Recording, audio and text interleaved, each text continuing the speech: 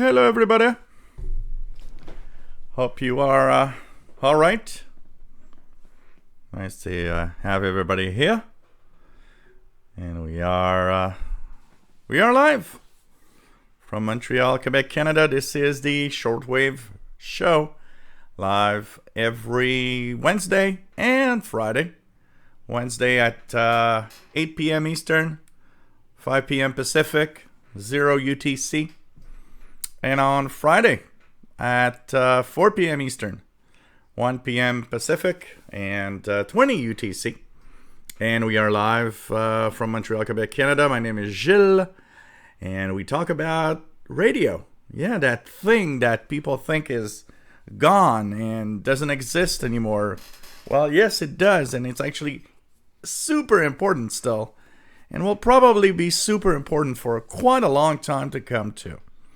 So welcome everybody, and everybody's welcome. If you're new to the hobby, if you are a veteran that has been doing this for 50 years and knows everything, I'm sure you're going to learn something, because even somebody that knows everything learns something.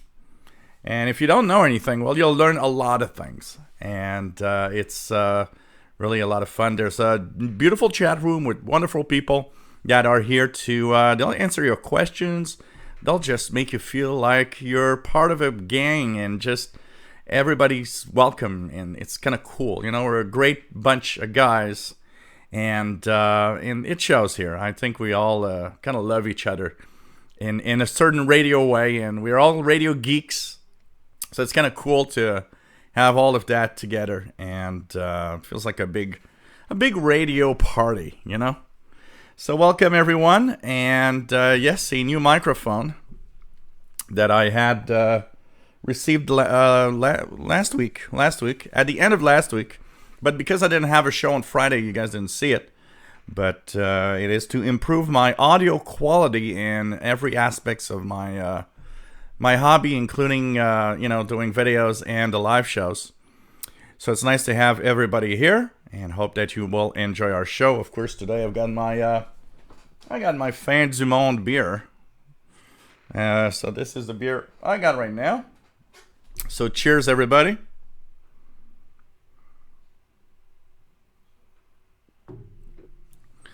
Okay, I have whatever drink, coffee, tea, water, soda, Coca-Cola, 7-Up, Dr. Pepper, tea, whatever, vodka, tequila, beer. Just enjoy your favorite drink, and hope that you enjoy our show today. Okay. Keisha Escape, nice to have you here. He's got the XH data and the MLA30. Perfect mix for shortwave radio night. Kevin Wood, nice to have you on board, my friend. James Powers, nice to have you here. Baseball is like watching paint dry. It is sometimes kind of long. Bro Weaver, nice to have you here. Shortwave radio show during the World Series. Yeah, I remember when the good old Montreal Expos were part of that. They haven't been part of World Series a lot, but oh man. Shelly Sykes, nice to have you here. Says, let's start with the Morse code just in case it changed. Don't know why. I like it so much because it's unusual. We always like unusual signals, and that's an unusual signal. And actually, I was tuning it just before, because I remembered that it started just before the show, and it's not. I don't hear it tonight. 4477. I don't know if any of you guys hear it, but I don't hear it at all on 4477. I don't even see a little something in the waterfall, so I don't know if it's still there or it's just propagation isn't good. James Powers is New Hampshire, and is KC1ENJ. Nice to have you here. What else do we have? Yeah, baseball and football on U.S. stations. Yep. Terry Cook, nice to have you here, my friend. KF7BQ in Montana. Brent, nice to have you here in Brockville, Ontario. Thank you. Bro Weaver, yes, I hope the audio is great. It's a nice little microphone here. Jersey bound, nice to have you on board from New Jersey. Tech guy, hey there. Robert Shine, nice to have you here. Yes, new microphone. Kisha Escape, amazing mic. You can be a shortwave broadcaster now on WRMI. Absolutely. Absolutely. Hey, Brian Penny, nice to have you here. And nice to have you on board. Brent says, your audio sounds great. Nice fullness and clarity. Absolutely. The responsive frequency on this microphone is amazing. I paid 80, something like 70, with taxes and everything, $86 on Amazon Canada. And I bought it because a friend of mine had one, and I was really impressed for the price. So I actually purchased, and I'm really, really happy with this microphone. Rufus Newt, nice to have you on board from the Laurentian Valley, Ontario. Greg Radford, nice to have you here. NX2W, or he's an FN120G. 120G. Bobby Burgess, nice to have you on board from Louisiana, WA5107SWL. Robert Chen says, microphones are my addiction. Oh, really? You work in the field of some audio field, or it's just you like it? Nice to have you here from Pittsburgh, Pennsylvania. Keisha Escape says, shortwave portables are his addiction. Vince Perrault, salut et bonjour et bienvenue, mon ami. Always nice to have you here. Ron Deming, nice to have you on board from sunsetting Oregon coast. Here to sunset a little more than 2 hours ago now. Mad Radio DXer, nice to have you on board. Yeah, Europeans are still awake. You guys are a little late over there.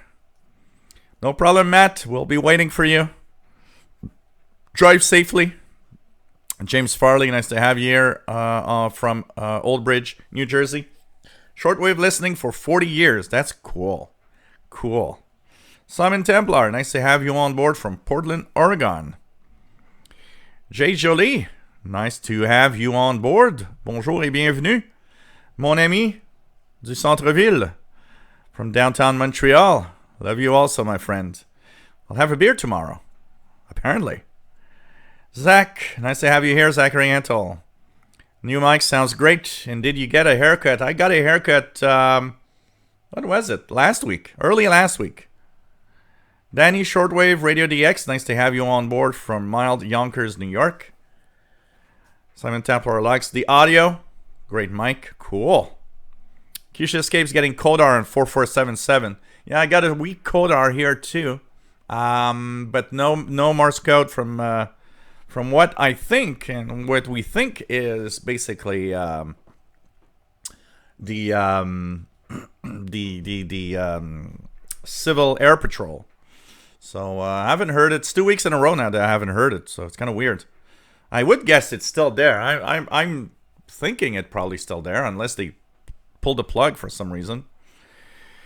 Zachary Antle says, do you like James Bond? Yes, I like James Bond. I was a big fan. I've watched probably every movie, every James Bond movie. I was always happy to go and see a new one in the theater.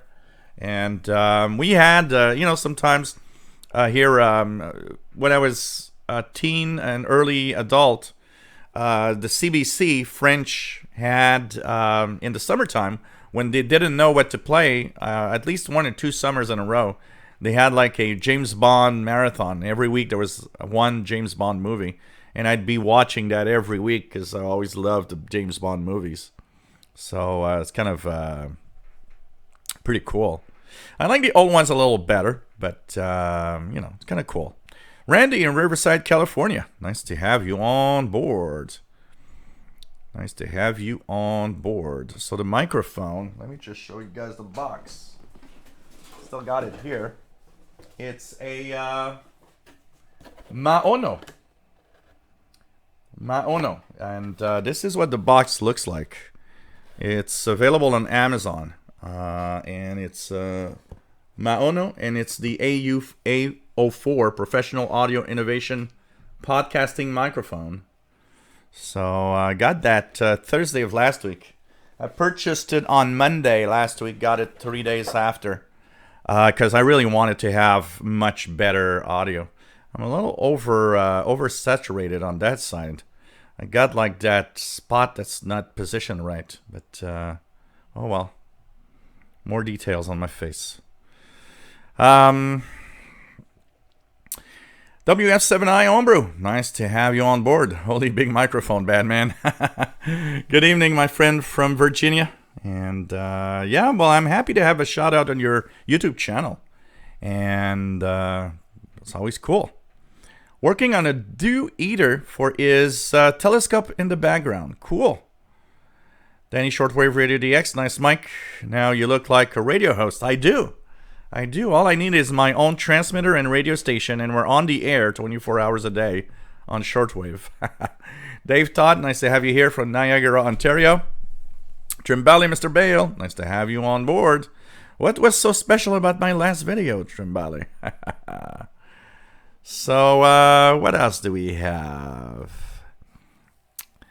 Milroy Peter, nice to have you on board.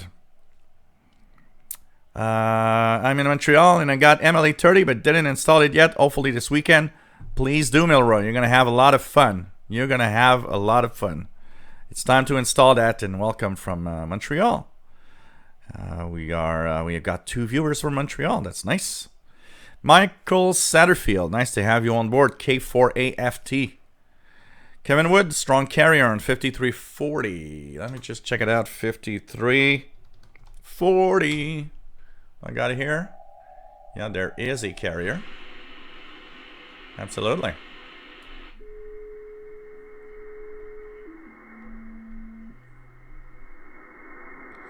It's on 5340.4 exactly. I noticed this carrier 2 days ago. Has no audio.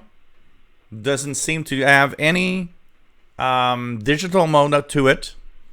And I really wonder where that's coming from. 5340.4. And I noticed, I think it was Monday night that I noticed it. And was wondering what it could be. There's really nothing except a carrier. Anybody else is receiving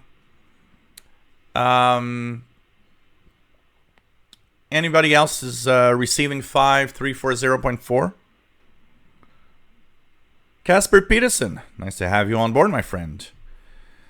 Is my look for the Halloween thing? No, it's yeah. Well, actually, I have an idea. Yes, I found something in while actually cleaning my one of the boxes in the closet here. That is a huge mess. I kind of found something, and I had an idea that I might use. I've probably used it in the past a little bit, but anyways, there's going to be something interesting next week for sure. Jay Jolie. Rufus Newt can remember making pop filters from nylon and looped wire, an effective tool. Absolutely. Robert Shine, Jill, yes, I'm in front of house audio tech with many years of recording and live experience. Probably have close to 200 assorted mics. Wow, cool.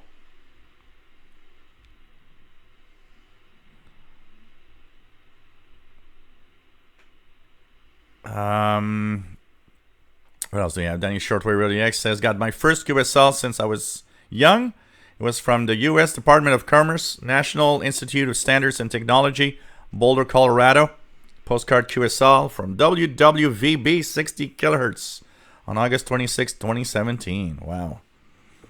WF7I Homebrew, listening to Shortwave on the R9012 in background, tuning around.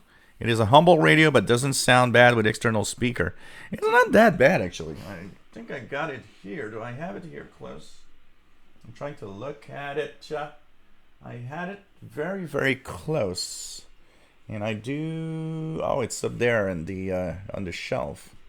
I'm not going to get up, but nice. You know, for the price, it's a nice little radio. Honestly, it's a really nice little radio. So it's kind of cool. Kind of cool. Joseph, nice to have you here from Tampa, Florida. He just picked up the RadioWow 108 today. Yeah, look at that. RadioWow, where are you? RadioWow, where are you? Here we go. RadioWow. Hey, let's Let's put a little MLA30 antenna on this thing. How about it? And let's see what we can hear. I think, so it's 0 UT. 0 UT. Let's check it out.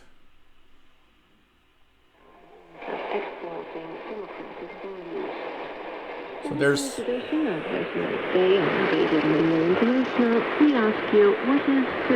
this is Radio Romania. 6040. Not super strong, but it's there.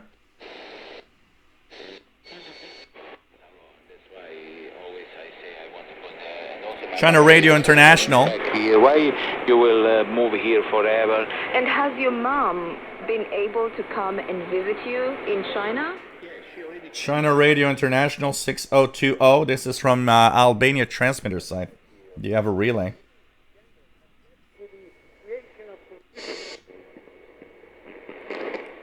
It was interesting because China Radio 5990 from Cuba was totally distorted. They used one of those bad Cuban transmitters. Anything else? Let's check it out here. Let's see if we get Vietnam 7315 tonight.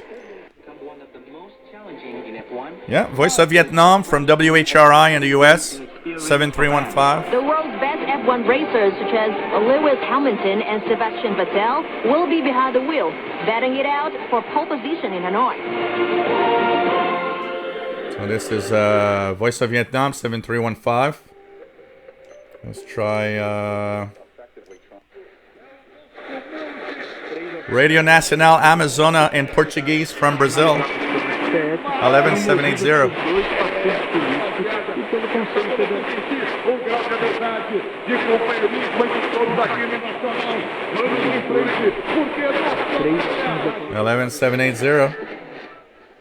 Not bad when you put the MLA30 antenna on it. Kind of cool. Received quite well too. Pretty nice. Pretty nice. Nice little signals here.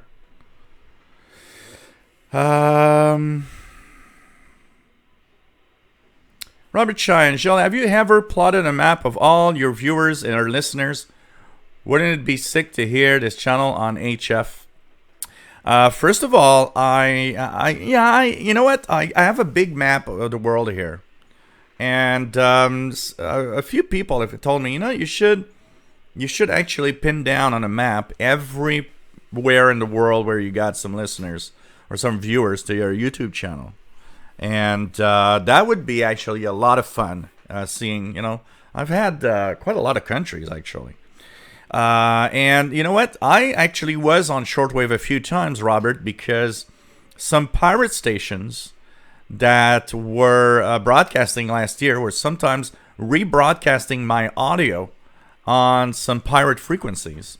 So sometimes people would tune the pirate frequencies, and they would actually say, hey, I'm hearing you on that pirate station. And who knows? Maybe that could be something that happens on Halloween night next week. That could be. Who knows? Maybe a pirate will pick up my audio and send it on Shortwave. Who knows? Keisha Escape can detect the carrier on 5340 and oops, I lost this. Let me just find where I was. Okay, so Keisha Escape can listen to 5340 in Nevada. Cool. The WF7I Homebrew here, 5340 in Virginia. But it's weak S1, S2. Here it's about peaks at S8, roughly S8. I don't know what that is. It's just a carrier. Just weird. Dave Todd got 5340.4 carrier, no audio. Jerry DX, nice to have you here. Hey, finally there, Matt. Nice to have you here from Colorado. Zachary Antle, I want to try DIYing an anamorphic lens for my DSLR. Do I like cameras at all? I'm not a I'm one of those people that is perfectly happy with the camera in his phone because I don't do professional, I don't take professional pictures or anything. Although I had a Canon camera a couple of years back that I really enjoyed because I would set it up and I would actually take pictures of the sky in empty spots of the sky, leave the camera, take a picture, an exposure of 5 or 10 seconds, and see all the stars show up in the picture, which was something I really enjoyed. So, if I had the time, probably it's more of a time thing because if I had the time to play with cameras, I probably would enjoy it a lot. But I just take pictures here and there, and honestly, for my type of use, the cameras in these phones are just amazingly good. They're not professional cameras, but they're really amazing today, honestly. Keisha Escape says, I've been getting really good transatlantic DX this week, hearing lots of things from Asia I normally don't. Been listening to Voice of Korea every morning. You know what? There's a lot of... this is the time of year for that, when we are close to the equinox. So, September, October, March, February, March are two periods when a lot of stations from Asia actually come in. I heard tons of signals from 31 meter band from China, including the Chinese Fire Drink and Radio Free Asia, and both the CNR1 jammer and Radio Free Asia at the same time on the frequency. It's kind of interesting. Really, really cool. Boland 191, and he's got 6020 China Radio International, barely any reception in St. John's, Newfoundland, Canada. Rufus Newt 6040 strong here. You've got the 6754 is not Halifax. It's probably 6754 you're talking about. I don't have it here, but that's the Canadian military station. It's 6754 is Trenton Military in Trenton, Ontario, Canada. So it's really the Trenton Military Station. Halifax is on, it's not even Halifax, it's Gander on 604. Danny Shortwave Radio DX. I haven't had much time to set up my new MLA30 loop antenna. Been very busy. New job working with trains at Kawasaki. Been a long time since my last railroad-related work. Yeah, lots to learn, and when we haven't been in a job position for a long time, it requires some training and some hard work.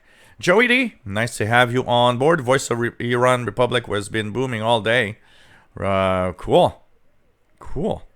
Keisha Escape likes using the MLA30 on the XH data because I can leave the laptop on to watch his show while listening.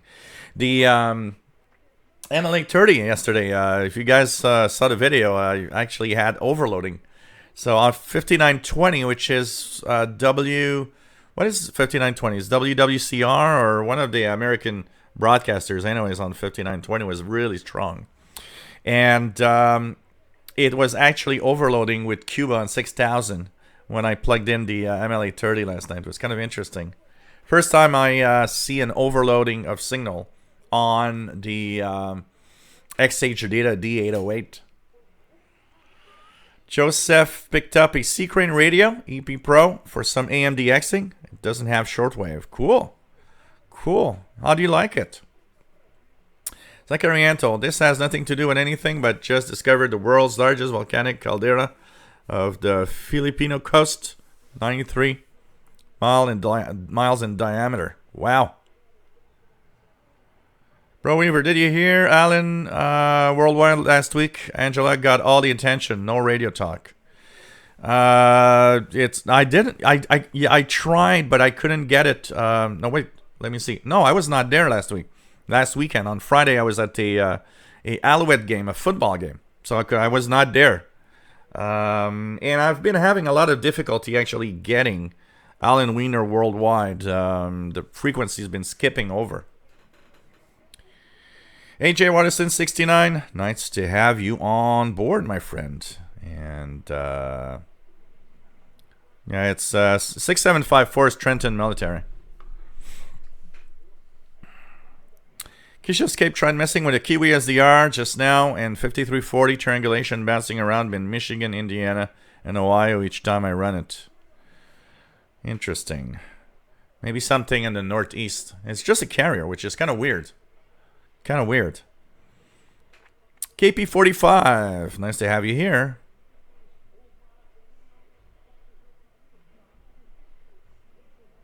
You had wood lice in your radio room.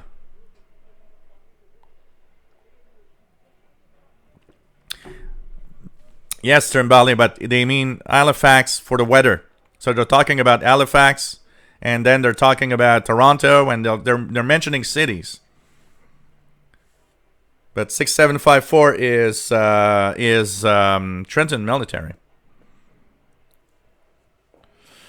I've heard it so many times, and they're gonna mention the name of a city many times. So they're gonna say Toronto, or Gander, and Halifax, and they'll give the weather. But it's Trenton Military. If you listen long enough, you'll have an idea. It's Trenton Military. Second Oriental, what do you think of the tech they use for ghost hunting, where they use radio sweeps to pick up spectral voices? I'm not much into that thing. I gotta say, Zach, I'm not much into that sort of out of the ordinary type use of radio. Dave Todd got my MLA30 yesterday. Still indoors. Hope to get it outdoors soon. Worked well on 80 and 160 meter last night, even inside. Cool. 160 meter and 80 meter, the MLA30 is an absolute amazing signal. It gets really amazing signals. Very sensitive. What else do we have? Joey D says, looks like Brother Stare is finally cracking up. After what I heard today, mixing music with talking and huge mess, choppy, even creepy. Well, it's always been creepy. It's always been very creepy, honestly. Just gonna leave it here, low volume. There are some moments where I call it sounds like, cows mooing when he's got his group that just goes nuts, and it's just so weird. Vince Perrault got something at 6754. Roland 191, 6754 Trenton. Is she USB or LSB? Upper sideband. They're always an upper sideband, the utility signals. Mark Elford, nice to have you on board. Trimbali, Mr. Bale, hams on 1.8 to 2 megahertz clear. Cool. Bobby Burgess decoding some FT8 on 40 meters. Cool. Kevin Wood, yep. 6754 upper sideband, Trenton Military. Joey D, Shannon Volmet. Let's check it out here. Shannon Volmet, 5505. Yep. It's not very strong tonight. Signal are not very strong tonight. Let's check it out with the DX398 here. Frequency 5505, enter.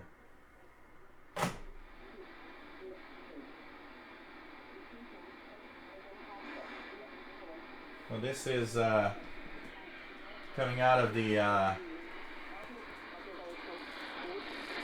DX398. Shannon Volmet 5505.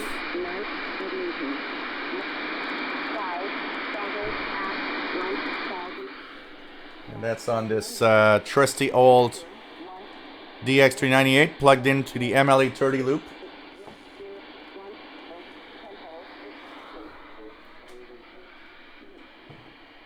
So it's coming in. It's coming in. I actually hear it better on my DX398 using the MLA30 than I actually hear it on the RSP1A. So on that frequency, the MLA30 beats the W6LVP loop. It really, really shows. in CD Video. Nice to have you on board from Windsor. Thank you very much. I try to do the best I can for the radio reviews. Dave Todd says, also had Trenton on 5715 today with USB and RTTY. Interesting. 5717. Okay. Never heard anything on that frequency.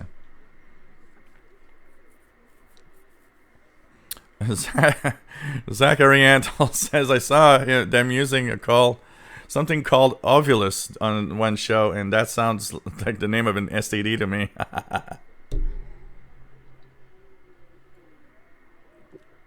Hey, Ripus Newt. Paul is sleeping in the bedroom. Kevin Wood, I have a book, The Ghost on 28 Megacycles. It's almost like that when 10 meters is open lately. We wonder if it's a ghost. Page Master, nice to have you here. KC5VOY or WA5136SWL. Nice to have you on board. Mad Radio DX, there's strong medium wave signals from Canada, US here in UK yesterday morning. Maybe we should try for European medium wave signals. Yes, we should. Yes, we should. Especially with the MLA30, because the other one is blocked. The W6LVP filter blocks medium wave. Jason Francis from Ottawa. Nice to have you here. Matt says, geez, solar flux is 65. I think that's the lowest I've seen it. I've seen it once or twice at 64. But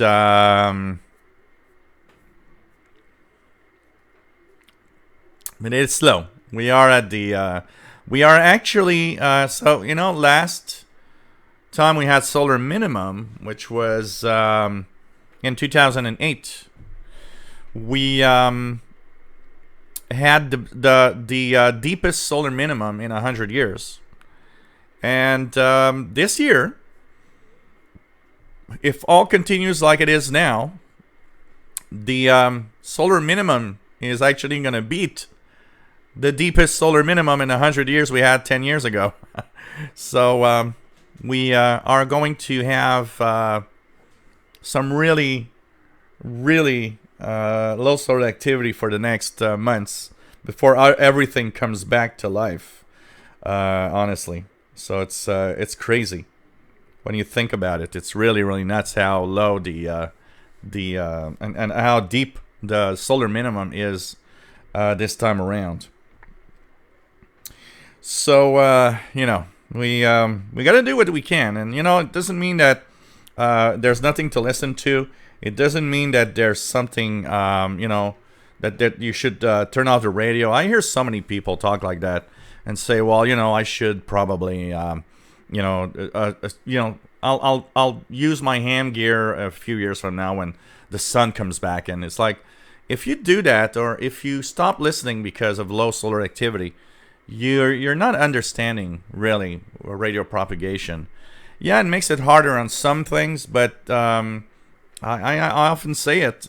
Some of the best radio signals, some of the best DX I've ever done was actually, honestly, in solar minimum. I got some of my best QSL cards during solar minimum. So it gives you an idea that you gotta be careful what you think with solar activity.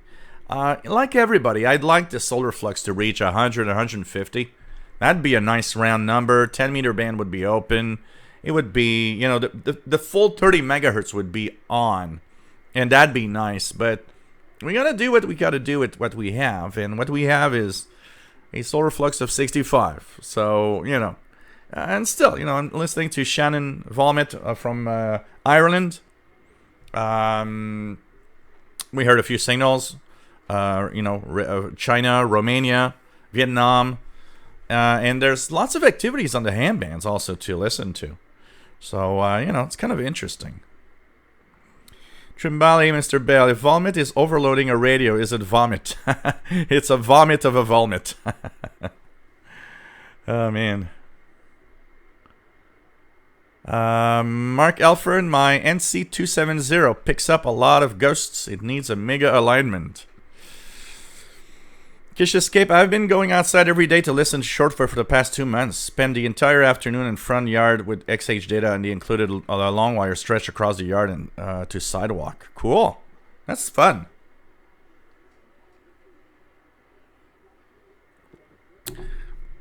Millwright Peter, really windy outside. Signal not too good. I could be wrong. Signals are not as good as they could be, but there's still some stuff to listen to.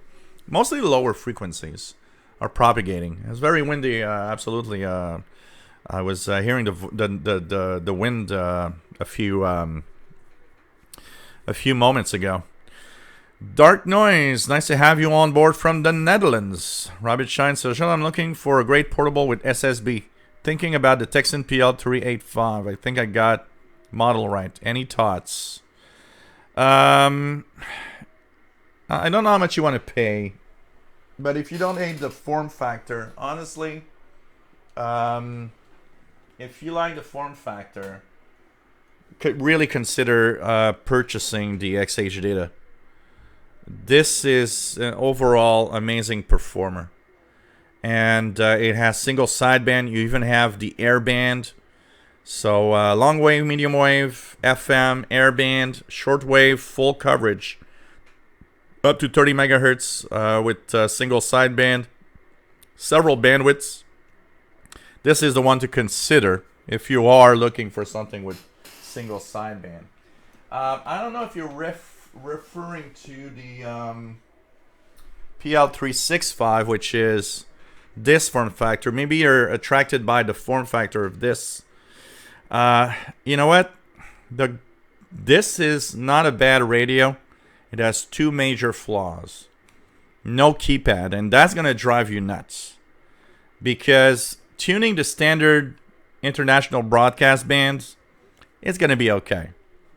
Start tuning outside of that, and you're going to go crazy waiting for that. Just to give you an idea, I don't know if it works. Somebody told me it does, so we're going to try it. I'm going to put the MLA30 antenna and plug it in here. I'm going to turn it on. And I will... So if I want to tune 5505, right now it's on 15770. I would like to tune 5505 for Shannon Volmet. It's super complicated. So I'll put myself in upper-lower sideband. So I'll actually be able to get into one of the bands closest by using the up-down key. So now I'm on 3850, which is a little low. Actually, so, you know, you start using the scanning mode, because if you start tuning around, this is going to take a million years for me to get to 5505 just tuning around. That's a major flaw in itself, because if you want to tune around, that's the problem. You're not gonna find that really cool, and that will be kind of a downer probably for you to do that. That's why I think you should really think more of an XH Data or something like that. At least some radio that has a keypad. Okay, I think a keypad is the minimum today on any radio. The second flaw is, so you see here, I'm actually slowly getting to 5505. So, you know, if you got to go there fast because the transmission might end, you might actually have the transmission end before you actually get to the signal. And here I go.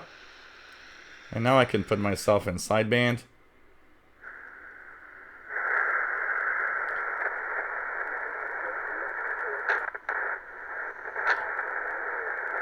So it's not very strong, but it's there on the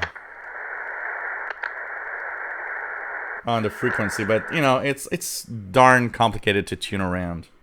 So that's why I consider that it's not a good investment, except for the form factor is nice. But the second flaw, like I was saying, batteries drain when you don't use it, and they drain fast. So if you leave this radio without being used for a month, If you pick it up, batteries are going to be drained to zero. And if you forgot and put alkaline batteries, well, you'll have 3 alkaline batteries that are dead. And that is unfortunately a flaw. I don't understand why it drains so much on that radio. So, XH Data D808, I think would be a better choice, honestly. Depends what you want to have.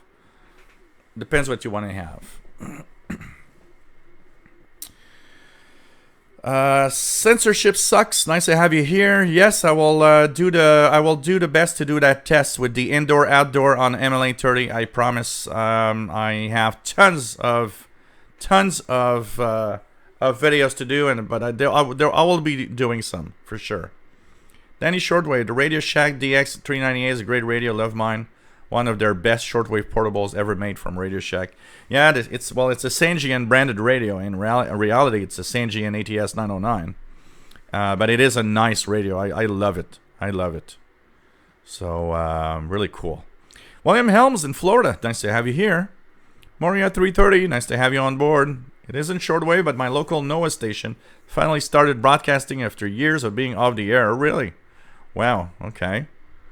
The one here in that I hear from Burlington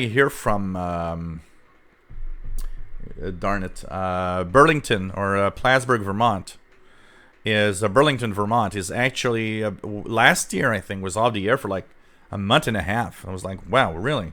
Okay. Doesn't really happen here with the ones in Canada from what I know. It's kind of weird. Mike Jam. Nice to have you here. Says, thank you, friend, for helping us learn shortwave radio from New Hampshire, USA. My pleasure. Mad Radio DXer. Oh, I didn't know the W6LVP loop blocks medium wave. I suppose much needed in North America because of how... No, it doesn't by default, Mad Radio DXer.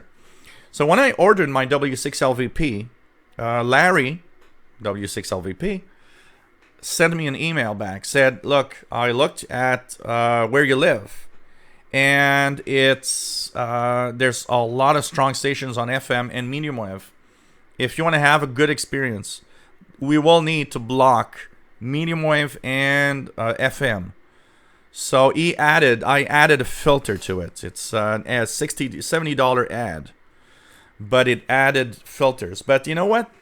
I look at how my MLA30 performs, and I wonder if I really needed to have those filters on the W6LVP, honestly. Because the MLA30 doesn't overload my radios and seems to work fine. So I don't know. Steve in Australia, nice to have you on board. We have somebody from the future, being Thursday morning. It's nice to have you here. My day was good today.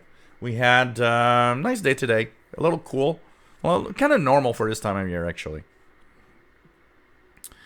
Vince Perrault, as-tu acheté? Combien tu payé le MLA30? The MLA30 I purchased from one eBay seller, and it cost me, in Canadian dollars, it came to $59 and some cents. And I got it after a week. So it was, I remember in US dollars, it was $44. $44. Kish Escape said, yes, good point. Everyone uses the solar minimum as a reason to not DX. I've had my best DX ever this year. Yeah, absolutely. You gotta listen. Jay Jolly, go with solar. You know what? That would be kind of a dream of mine. I always thought that if you know, I would live somewhere and have a house that would be solar, only solar, not using the electricity from the main utility company like here, Hydro-Quebec. That's kind of one of my kind of, you know, if I had time and the money to invest in that, I would definitely want to have a completely solar home. Would be kind of fun. Brent says, I have a ham friend who erected an 80-meter inverted dipole over the top of a 100-foot tree using drones. Wow. Was pretty impressive. It is impressive. That must be fun. I could see myself, like, you know, sending a drone up with a piece of wire and, like, you know, having a 100-foot vertical antenna being held up by a drone up there. Dave Todd, 5598 USB sounds like aero frequency. It is. 5598 is... here, I'm hearing some comms here.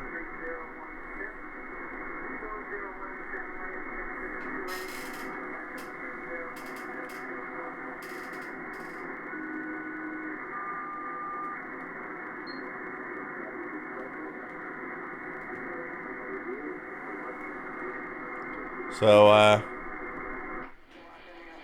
yeah. Actually hearing it better on the DX398, kind of nice. So 5598 is either Gander or New York, one of the two main aeronautical frequencies of the East Coast. 5598, I think, is New York. I think it's New York. So, yep, pretty active. There's a lot of communications. 5598 upper sideband from this is the North Atlantic route. So they are planes that are over the North Atlantic Ocean, actually connecting with either Gander or New York Aero air traffic control. Kind of cool.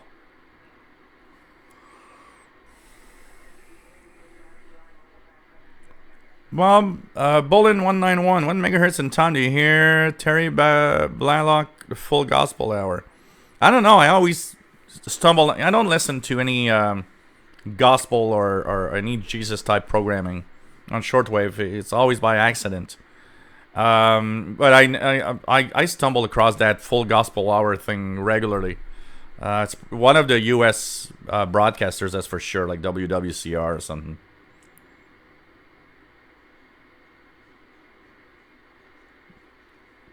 Trim Valley, Mr. Bale, had a forest fire in my area a couple of summers ago, and friend of Vancouver, Washington State, talked to someone in Johnny around 450 megahertz. He had a 70 centimeter band, probably. How's the noise nulling on an MFJ 1886? Ham always say, I've heard two things about MFJ. Some ranting at how MFJ is as junk. Some having MFJ stuff that say they love it. I don't know. I think it depends on what you want, honestly. If you go on heham.net and you look at reviews of radios, antennas, all sorts of devices, radio-related devices, what you will notice is that there is, in one review, so you look at a review, for example, you would say a review of the XH Data D808. So you'll have fine reviews, people that are enjoying it and that it's working great. And you'll have junk reviews where people saying that, well, it's just bad. And I think one of the biggest problems is what you are looking for. It's like, look at a shortwave radio review on Amazon. When I purchased one of my shortwave receivers, I think it was the Grundig, the Ethon Traveler 3 Grundig edition. It comes from Amazon. And of course, when I buy something on Amazon, I always write a review. And I gladly answer any questions that people actually ask. Because if I would ask a question or if I wanted to see reviews, I would enjoy, having that information. So I always write a review back on Amazon. And somebody posted in one of the reviews, crappy, I never heard anything from around the world on this radio. And that's where the problem is that first of all, you have no background of who that person is. Does that person know what shortwave is all about? Does that person even know how to use a shortwave receiver and what times and frequency she would listen or he would listen to stations? It's like a RadioShack. I remember, being a teenager, seeing people bring back shortwave radios at RadioShack saying they're broken. When in reality, they just didn't understand. People think that you buy a radio like that and it's like AM or FM. oh, I'm going to tune the world, just sit down and relax. It ain't working like that. That's not how it's going to work on the shortwave radio. You need to put a little more effort. You need to have a better antenna. And today, in 2019, the biggest problem is noise. A lot of people buy one of those, get home, and don't realize that it's so noisy in their environment. The signals are washed out by noise. And that's the biggest problem with buying a shortwave radio today. So, when you look at these reviews, you're like, yeah, but what were you waiting for? A great example of that is we were talking earlier of the Texan R9012. Small, analog, portable. It cost barely $20. When I purchased that radio, okay, and that's also something that I'm a little annoyed with some of the reviews. People buy something like that, and they expect it to, perform like crazy. I'm sorry, you bought a $20 radio. It ain't going to be like a $200 radio. Okay, I hope you understand that from the start. And when I purchased my Texan R9012, it was for fun. Honestly, I thought, $20 radio. Even if it's junk, I just paid $20. To my surprise, it isn't junk. It's actually surprising in reception for a small analog. And but then again, I can't compare the R9012 to the XH Data. They're not in the same league. The XH Data does cost about 4 or 5 times more. It explains that it might actually be better. So some of the reviews you got to reject because they're bad, just because people think, well, that is, that's a crappy radio. Yeah, $20 radio. What were you expecting? To listen to the weak signals of, from the other side of the world with that? No, that doesn't, not necessarily, okay? So there's a lot of things, and there's, I think, a lot of misunderstanding also in the reviews. You look at some of the reviews and you're like, I don't think you understand what you got. I don't think you understand what that does, honestly.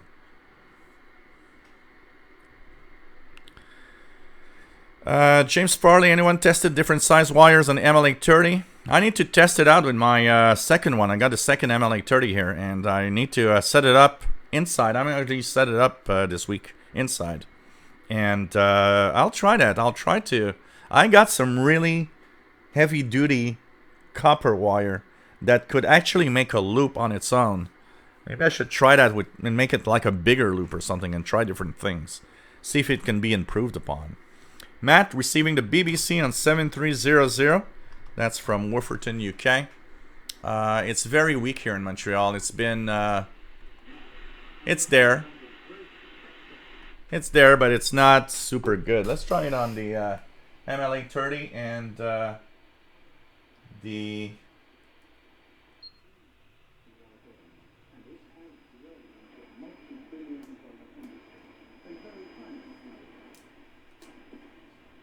So this is...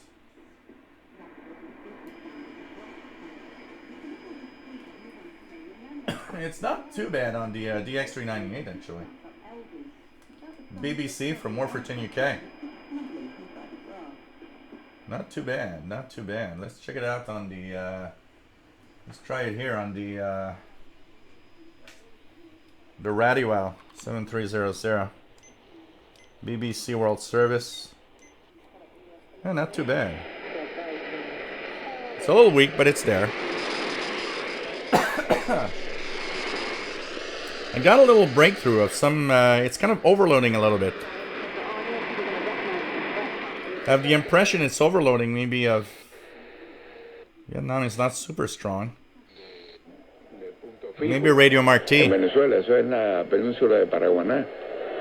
I think Radio Marti is overloading the portable receivers a little bit on the ML830 here, because I hear this little tone. Jeff Barrett, nice to have you here. My grandson and I just came inside from backyard fire and dance party. Zoomer radio plays great music. Cool. Kisha Escape, can you do walk in the park with the PL365? I'm tempted to get one for walking and exercise. I'm used to the dial-only tuning. Yeah, I will need to do more. I need to do some walk in the park. I've been having so much problem just having enough time to do something. I will give one positive point before, because I did bash it a little bit here. The ETM scan, Easy Tuning Mode scan, is fantastic. You go to the park, you press the ETM and you let it scan through the bands. It's going to come back with all the stations it actually received. For that, this is a great radio. It's very sensitive on the ETM scan. It does that really, really well. And the radio itself is pretty sensitive. So, it's not too bad. It can be all bad, although some radios are all bad. So I will try to get some times for sure. Does my XH data D808 go through batteries quickly? Mine seems to. No. Well, the battery inside actually lasts a long time. Yesterday I left it. To give you an idea, Brent, I left it on yesterday from 9 a.m. and was running on the same battery, and I actually shut it down at 11 p.m. So that's 14 hours, and it was still working. You got to be careful with one thing. What I have noticed on the XH data is that this battery indicator on the display is maybe a little kind of drops fast to the middle section. So you're going to turn it on, and if I look right now, it's full. I actually had charged this battery, and in 20 minutes, half an hour, I can bet you it's going to be at half. But be careful with that, because it doesn't mean the battery's draining really fast. I think it's the indication of the battery that is a little flawed. So when it drops to half, you have the impression, oh wow, the battery's really draining fast. But in reality, you'll see that it's going to stay at that level for 10 hours. So it isn't really draining batteries very fast, honestly. And I purchased those on eBay. If you need replacements, I purchased those on eBay. The Ultra Fire. Let's hope that it doesn't catch fire. For like, I don't know, I had 8 for really cheap, like $10 or $12 or something. And so I got several of those that I keep charging. And I have also, do I have it in here? I've also purchased on eBay these chargers. These are chargers for these batteries. So you can charge these batteries in this charger. They are the chargers made for charging those batteries. Takes about 5-6 hours, and they're fully charged. So I kind of have a full set of everything needed to keep it running for a long time. So, but be careful, because maybe you're actually looking at the indication of the battery, and it does drop fast to the middle section. So you might think that it seems to be dropping fast, but in reality, if you leave it on for 12 hours, you'll see it's going to stay there at the middle section for a long time. So I think the indication is flawed. Nick Mayakovsky, nice to have you on board, my friend. Yep, 18650 lithium-ion batteries. That's what they use. Bolin 191 using satellite 750. That's nice. Bolin 191 was running a DX394 with preamp. Cool. What else? Let's try to go a little faster. A little faster. What's the Trenton radio on 15 megahertz? It's 15034. 15034 upper sideband. Dark Noise, have you seen my tweet about the Megaloop where they replaced the bad thin coax with a BNC connector and use a different power inserter? Yes, I did see it, Dark Noise. Apparently a big improvement from what I've seen. I've seen a few posts of that. Actually, I have 2 videos to make. Tomorrow I'll try to make them. I will be updating my feel of the MLA30 and updating my feel of the W6LVP, because I did some little modification on the W6LVP, and made the coax a lot shorter and have an improved performance on the on that loop. And on the MLA30, I mostly want to share some of the things I've been seeing and hearing from around the web, and a lot. There's a few of you out there that have actually also contacted me to say, you know what, I bought the MLA30 because it was amazing. It's amazing when I look at what you do, and it's super crappy with what I do, and I don't understand why. And that makes me a little. I don't know. It makes me thinking, what could be making the MLA30 perform bad for some people?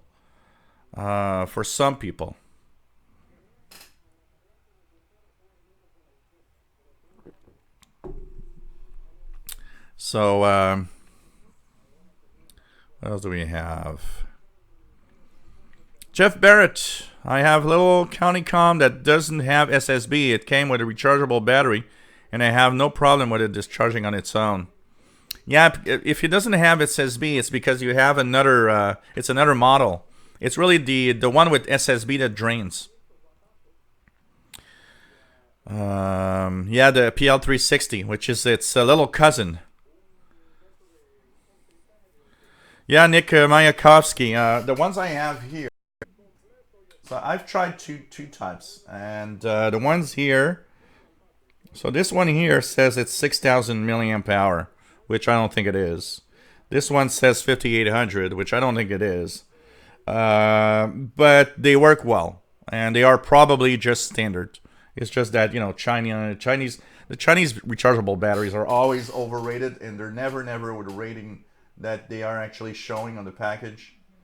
That's why sometimes buying good branded batteries is better.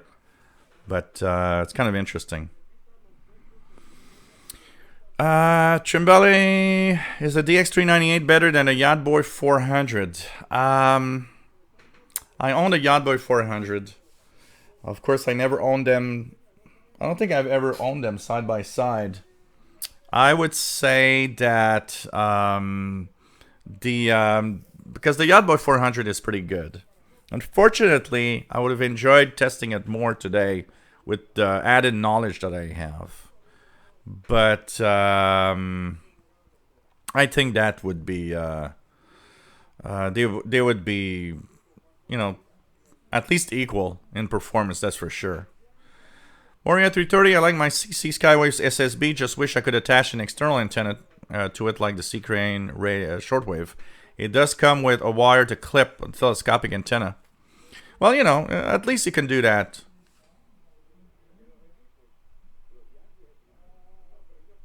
Manrio DXer, thanks for clarifying. I think I'm trying to avoid the MLA30, but I think it's calling my name even though I got a Wellbrook. Well, you could actually show us the difference between a Wellbrook and an MLA30, and would have a full. You know, I tested it with the the W6 LVP, and you know, with the MLA30, the only long-wave signals I'm getting are the non-directional beacons. I've tried a few frequencies for Europe, but nah. Probably still too much noise, even though it isn't bad at all. Dark noise, I repeat, never go solar.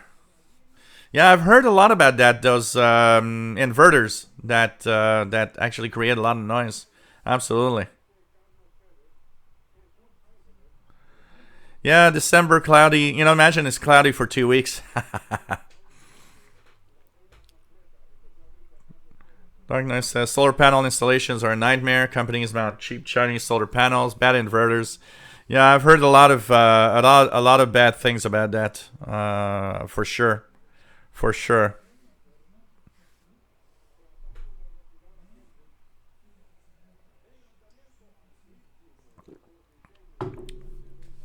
Where did I find the HF aircraft frequencies? I used to have a chart printed out, but lost it. One of the sites. So where are we? By the way, guys, I'm exactly 15 minutes behind in the chat. So hang on. I will check it out here. The EIBI space list of frequencies has a lot of IRO frequencies, by the way. HF IRO frequencies. So here you got the MWARA frequencies and major air route. Major world air route area. And here is a website that might be of interest to you guys.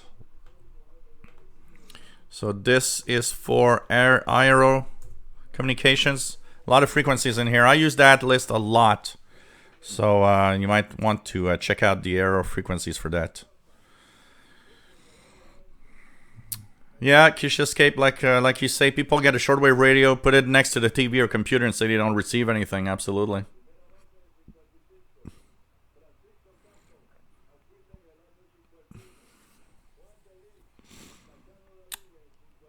Dave C., nice to have you on board. Dave from Fork River, New Jersey. Your thoughts on the D808 versus PL880. Also your thoughts on the best indoor antenna. You know what? The I don't have personal experience with the PL880. People seem to enjoy it, but I have seen a few people that have both and say that they actually like the D808 performance better than the PL880 from Texan.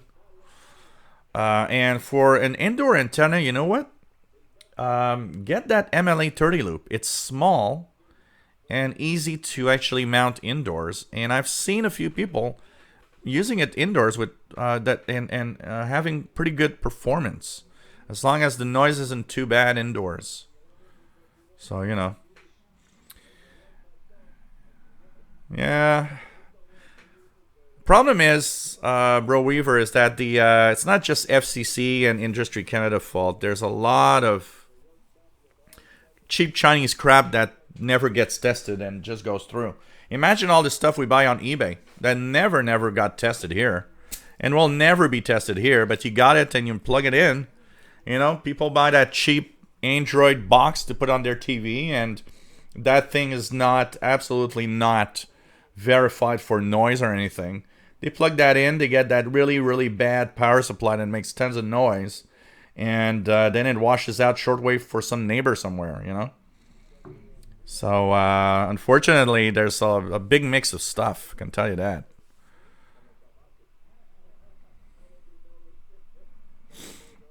Jeff Barrett, you can't post URLs because you're not a moderator. Here you go, moderator Jeff. You'll be able to post and blog bad people. Coaster 2301 Productions, nice to have you on board. How long did it take to get your MLA30? Exactly 1 week. Exactly 1 week. From the date of purchase to arrival, 1 week. So, what else do we have here? What else do we have here?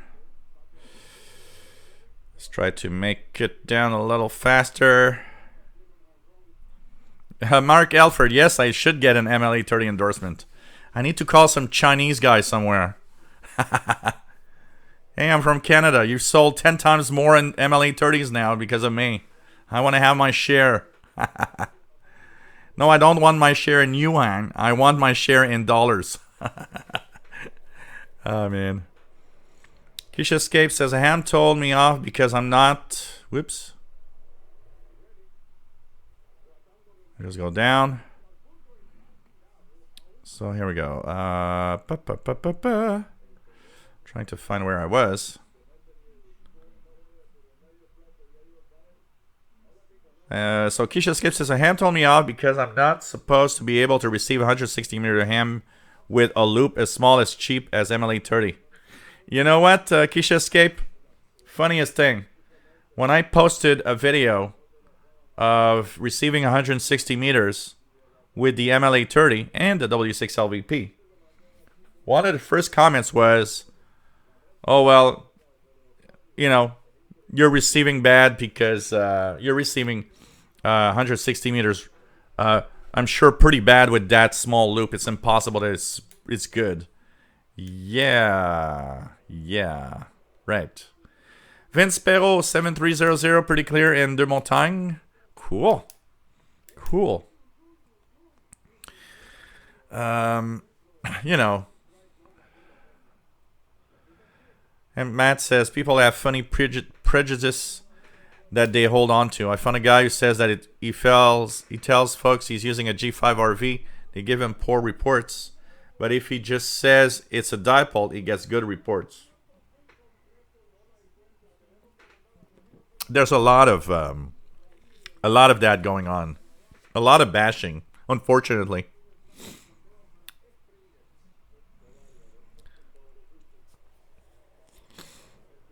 Jeff Barrett, I do use the batteries that come with the RadioWow XH data, absolutely. But I purchased more batteries. But I purchased more batteries to make sure that I have enough power in case I am a long time and I need to power the D808 for a long time. Danny Shortwave, yes, that battery indicator is suspect on the XH data. I find it the same on a RadioWow R108. Yes, absolutely. Brent, thanks for the explanation of the battery indicator and the replacement batteries. Yeah, absolutely. That indicator is not good. But the battery actually lasts a full day easily, Brent. I can tell you that.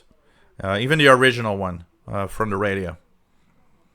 When I got the XH data, I left it plugged in. I left it, not plugged in, but I left it on with full charge of the original battery.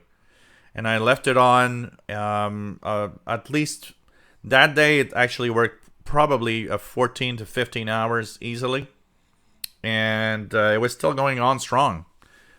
Even though the indicator was at half point, you know. Dave C. I've seen the PL880 advertised on eBay as dual conversion and triple conversion. Are there two models or is it an advertising error? It's an error. There's only one version of the PL880, and I do believe the PL880 is a dual conversion radio, not a triple conversion radio. Matt says, your new microphone is pretty sweet, but I should let you know that it doesn't pick up very well. Yeah, probably. No, well, it's very directional, actually. So when I turn away, absolutely, I know it's very, very directional. I got to be careful. It's more of being used to talking into it rather than talking away from it. The other one is it receives everything around the room. It's very different.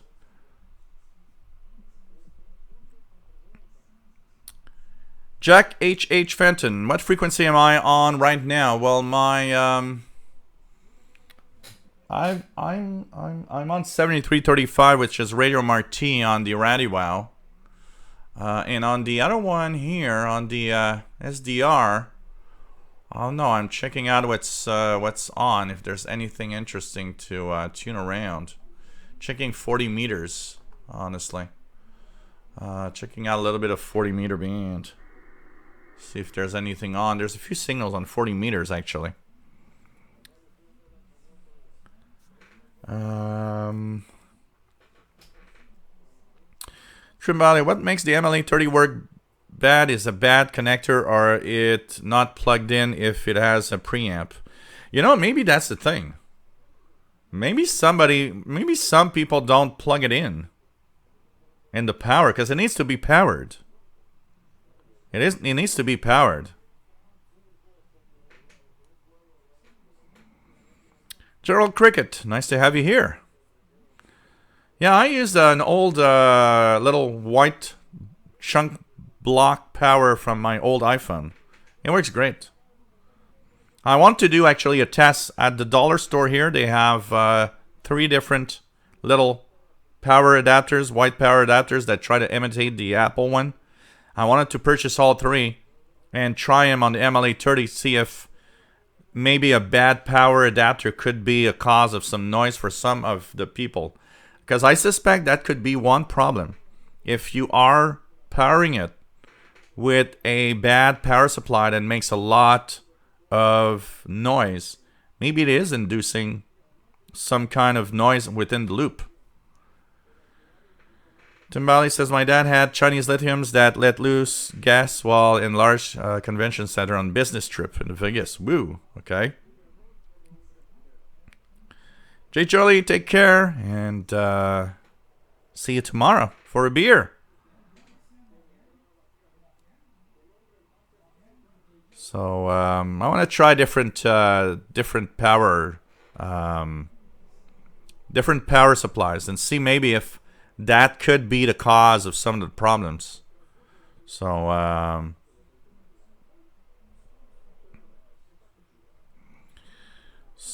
you know.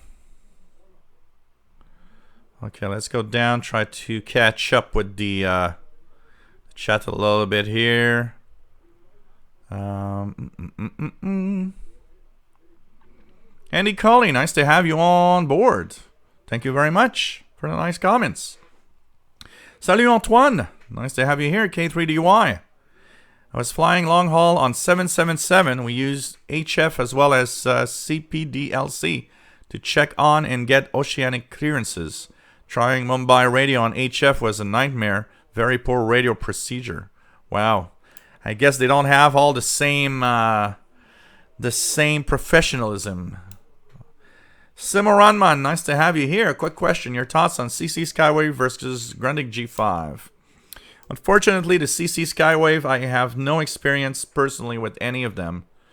Maybe I should. They're expensive. I was looking on Amazon the other day, thinking maybe I should get one. The CC Skywave SSB here in Canada, okay? It's $300. And I find that way too expensive. Way too expensive. If you'd remove $100 from it, I would purchase one. At $300, I got other things to purchase, including other types of radios. But for that, I would, the Grundig G5 is an amazing performer. I have to say the Grundig G5 is pretty good. So, I don't know. If we would need to have somebody that could compare those. Robert Chine, along with the MLA, have you ever tried any form of mini whip? If you were listening for... you know what? I was supposed to receive a mini whip, and I never did. But they're so cheap, I should actually purchase one and try it. You know what? I think tomorrow I'm going to check that out and look for one of the mini whips and purchase it.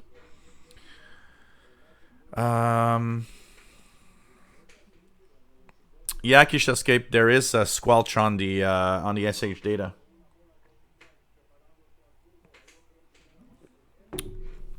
No, Jack H. Fenton, we are only on YouTube. We're not transmitting on any frequency waves.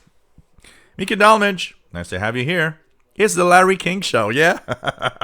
And tonight we're going to talk about the latest development in the world of politics.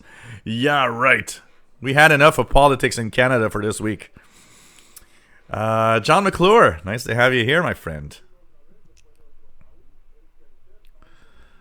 Yes, upper sideband. It's always upper sideband for aeronautical communications. Absolutely.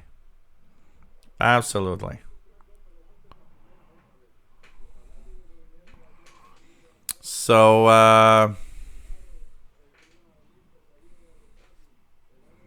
what else do we have?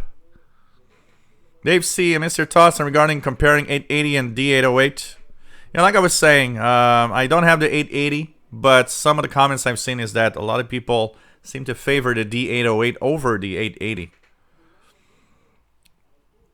Jeff Barrett, my power died on my MLA30 once. It became a paperweight quickly. Oh yeah, remove the power from the MLA30 and it's deaf. Same for the W6LVP. W6LVP has a 12-volt entry for the power. And remove the power and the antenna is useless. It becomes really, really, really deaf.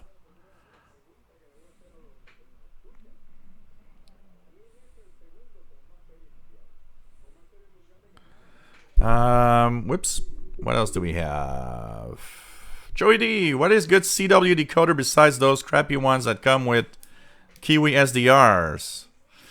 One that is above average, I've noticed, but it's not free, unfortunately, is CW Skimmer. I would say the the one that is in FLDJ is okay. But the problem with CW is always the same thing. CW is, if it's sent by a machine, it works great. If it's sent by a human, because it varies in speed, it's always very, very difficult for software to decode it well. Yonky knows, if you connected a radio to a rooftop TV antenna, would you receive anything?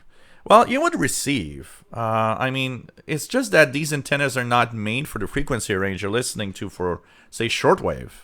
But honestly, if you want to, one of the things that these antennas would be good at is if you want to DX FM radio signals.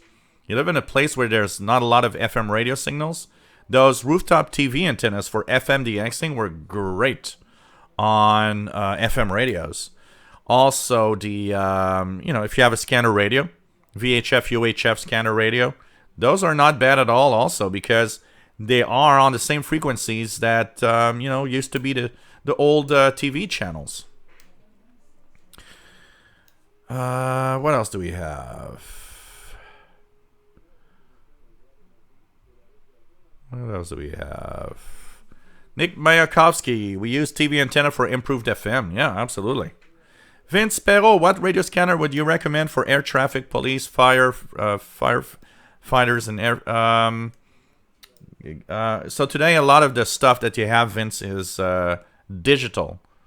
And some of the things you can still listen, because there's encrypted digital and there's regular digital that's not encrypted. Like the firefighters, for example, are not encrypted, but they are digital. So you need to have a special scanner. The Whistler TRX scanners are amazing for that. The Whistler TRX scanners would be probably what you would like to have to be able to listen to firefighters, listen to ambulance, stuff like that. And you would also have the access to some of the amateur radio digital stuff that you could also listen to. So that would probably be the case. And you would have the added bonus of air traffic and all of that in there. Dave Todd says, I had a Datong AD370 active antenna 3 years ago. Still have it. Too much noise in today's environment. Yeah, absolutely. Yarabamba, did you follow the Canadian election listening to shortwave? Was that possible? Not really. There's really nothing much on shortwave, honestly, for Canadian elections. Well, yeah, okay, no. I rectify that. I actually did listen to a lot of the night of the elections. It was not possible to receive it, but every day at this time of year, CFRX Toronto actually comes in pretty much all day long here in Montreal, quite well, on 6070. And all week last week, including Monday morning, they were really talking of only one thing, which is the Canadian election. So technically, yes, from CFRX in Toronto, 6070, I did have a lot of listening to elections, which is interesting, by the way, because what is interesting is, it's a little weird here in Canada, the way things are, and with the province of Quebec, the rest of Canada, and all of that. So for me, it was interesting for one thing, because CFRX Toronto has a different way of actually giving all of that information about the Canadian election than a lot of local stations here in Montreal. And so it was kind of interesting to hear a different type of things. Yeah. Keisha Escape misses Radio Canada International, always clear for me, and had great international programming like BBC. Yeah, I miss Radio Canada also. It was fun. It was nice to listen to. Keisha Escape, I have the Whistler TRX1. It's an amazing scanner. You can leave it on all day, recording and playback, and it shows back the toggle groups and frequencies received, and recorders never miss a thing anymore. Yep, absolutely. The Whistler TRX1, that's what Fastload has.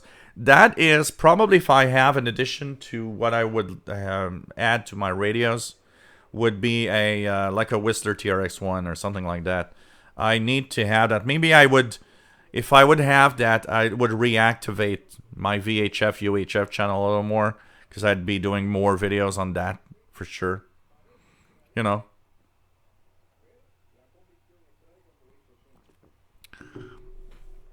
Buzz Gold, nice to have you here. Thank you very much. And this is where we are, you know, this is why we are here and trying to help everybody and hoping that, you know, that people learn and try to do my best. You know, I learned also at the same time. There are parts of all of this that I, you know, don't have that much experience.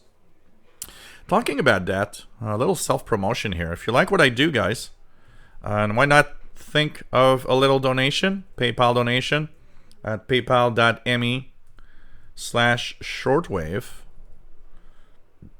Or you can go to PayPal and simply send the donation to the Yahoo email that you see here.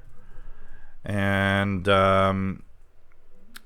this is much welcome.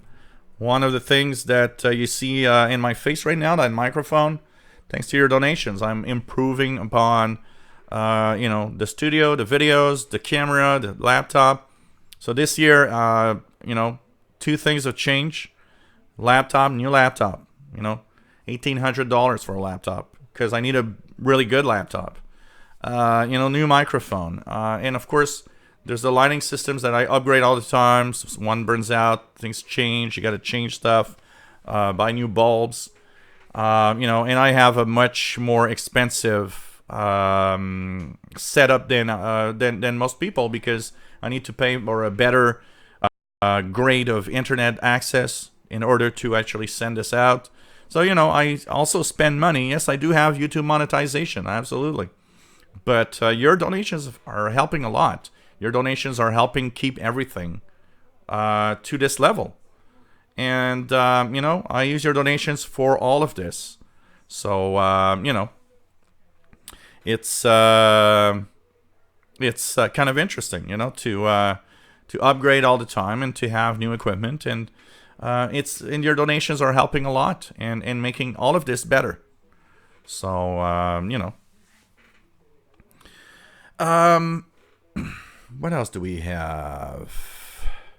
So thanks for the donations, guys. It's much appreciated. Like I say, if you guys would see, you know, how all the money I spend, you know, and I mean a lot of the stuff that I buy, the radios that I purchased, just to actually make reviews and have you guys, you know, see what these radios are all about. You know, this is money that comes out of my pocket, and of course, donations help in purchasing stuff, like maybe a future Whistler TRX-1. Who knows? So, you know, Christmas is coming. Who knows? Maybe. PageMaster finally received QSL cards from WBCQ and China Radio International. Oh, that's cool, PageMaster. Vince Perro, thanks. I'm a big fan of Flight Simulator and aircrafts from a Mirabel and YOL flight over my house all the time. So with a scanner, I'm sure we'll have fun. Absolutely. If, you know, one of the things I got to say, Vince, if you are only listening to, if your main listening will be aircrafts, one of the things, sorry guys. So you could get yourself just either a cheap, you know, scanner, regular scanner. And remember one thing also, Vince, although they don't replace necessarily scanner radios that well because of they're slower, radios like the SH Data, the RadioShack have the airband, the VHF airband in it. So if I go here, for example, on this one, extend the antenna, and let's go to the airband air. There we go. So I can. So this is one of the frequencies where the airband is actually is. So I'm on 124.650 right now. So you can actually listen to airplanes on these receivers also. And pretty successful if you enter the frequencies. But, scanner radio is better because it scans fast on the different channels where you'll actually have all of the frequencies for the airband and the different airports and stuff. So, if you want to have a really big world of listening and have one scanner to buy something like the Whistler TRX-1. You'll be very happy, and it's going to open up a new world. You can program it with your computer with all the frequencies that you need for the area here, and listen to all that is to listen to on all of the bands on the different ranges. Quiche Escape. Hey, Shell, I was going through my old favorites, and it turns out I used to watch you in 2013 on Old Computer Museum channel because I was into Commodore 64. Wow, I haven't posted on Old Computer Museum channel in ages. A lot of people telling me, hey, you still have the old machines. Why don't you post all the games and stuff and comment and just, have fun? We used to, that's the channel I think we used to, me and my nephew, do these live shows, gaming live shows, a couple of years ago. Robert Shine says, thank you for what you do. Thank you very much. Rufus News says, thanks, y'all. Thank you very much. Quiche Escape. Remember the days of when you had to use the Google Hangouts for live stream? Oh, man. I still remember the Google Hangouts stuff. And being in the kitchen with the radio on top of the dryer. So it's kind of, wow. Really crazy. Really crazy. Cyril Semoranman, another question for you. Do you decode any digital modes such as FT8 and Whisper? The microphone looks and sounds great, by the way. Thank you very much. I do. I need to try WSPR or Whisper mode. I've never decoded that. But FT8, yeah, regularly. FT8 is one of the modes I regularly did.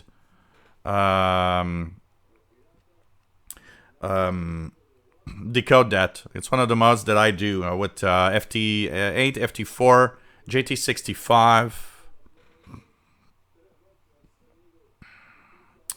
Let me just check out here. PageMaster as the QSL cards. So here's the QSL cards from our friend here, PageMaster, has received. So that's kind of cool. WBCQ and China Radio. Really nice. Really nice. I think I got that WBCQ one here somewhere in one of my QSL books. I think that's the one I have from WBCQ. Yeah, military band. You need to have 200 to... you need a scanner radio that has 200 to 400 megahertz. Not all of them do. Dave Todd says, I listen to aircraft approaching YYZ overhead with the SDR Play. Yeah, SDR Play works great for listening to communications like that too. Quiche Escape uses a 222 megahertz ham whip on my TRX-1. Cool. Dave Todd uses a Pro 43 scanner for military air and air shows. That works great. That's what I actually purchased. I had purchased the Pro 43 scanner for that reason.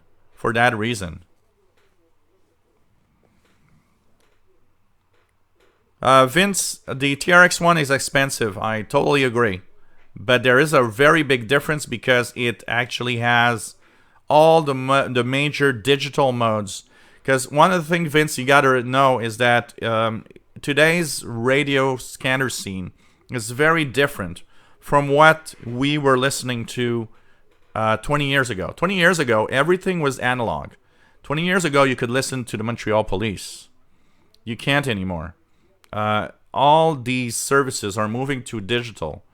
Now, the Montreal Police is still going to be out of the question because it's a digital mode and it's encrypted and you cannot listen to that. But some services like the Urgence Santé ambulance, the fire department, they went digital, but they are not encrypted.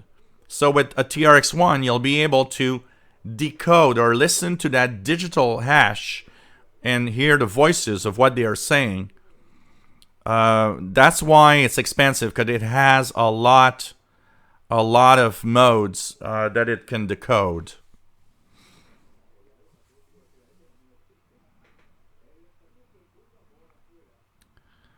What else do we have?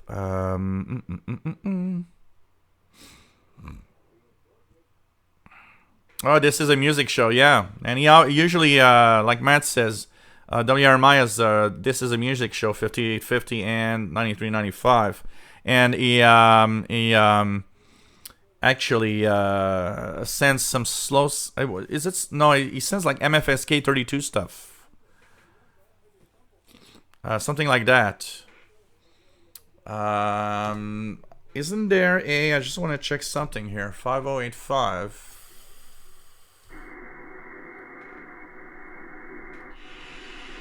Oh, I don't hear 5085. Almost nothing here. So, but...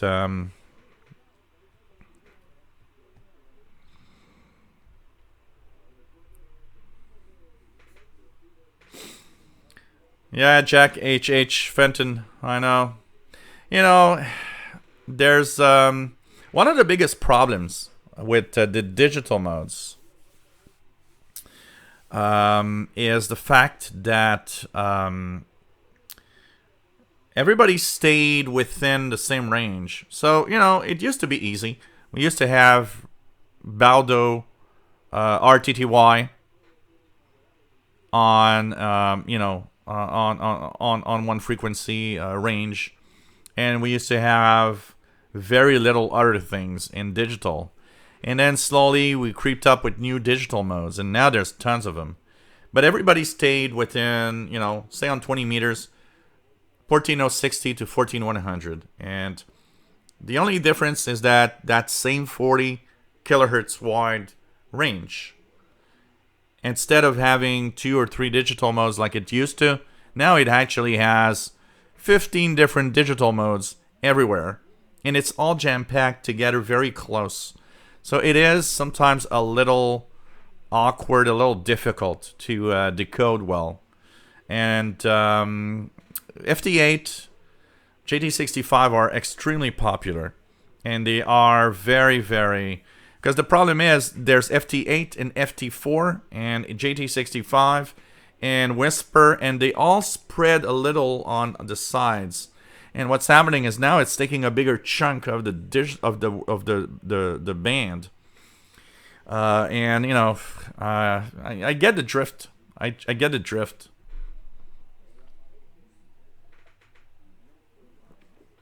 One of the modes I haven't heard a lot in recent years, or recent months actually, PSK31. I love that mode.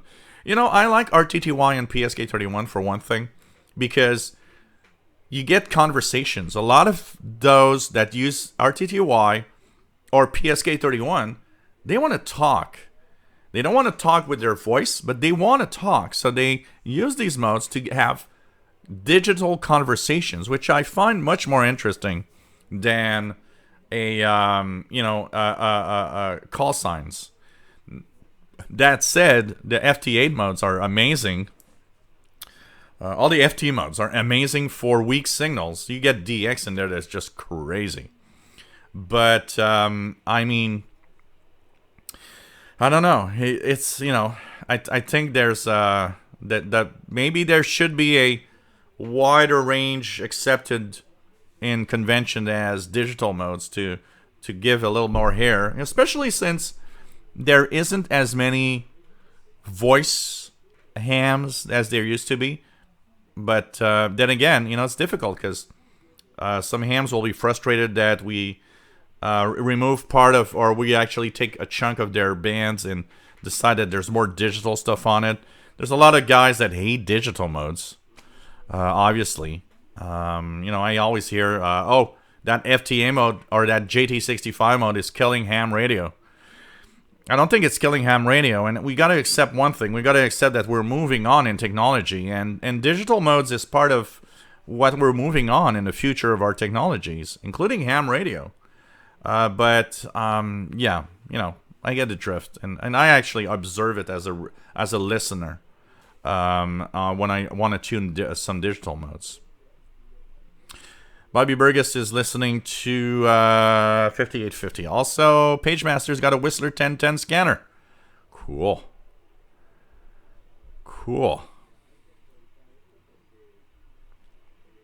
Rufus Newt, people in Ontario is going encrypted this year. The provincial police in Quebec here, it's very interesting. The provincial police in Quebec here has had digital capabilities for a long time.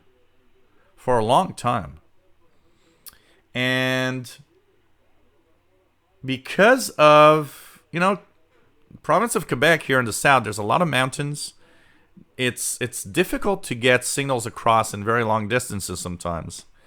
And because of that, what happens is that the signal couldn't get, digital modes. There's one thing about them is that signals need to be good enough for the decoding to happen.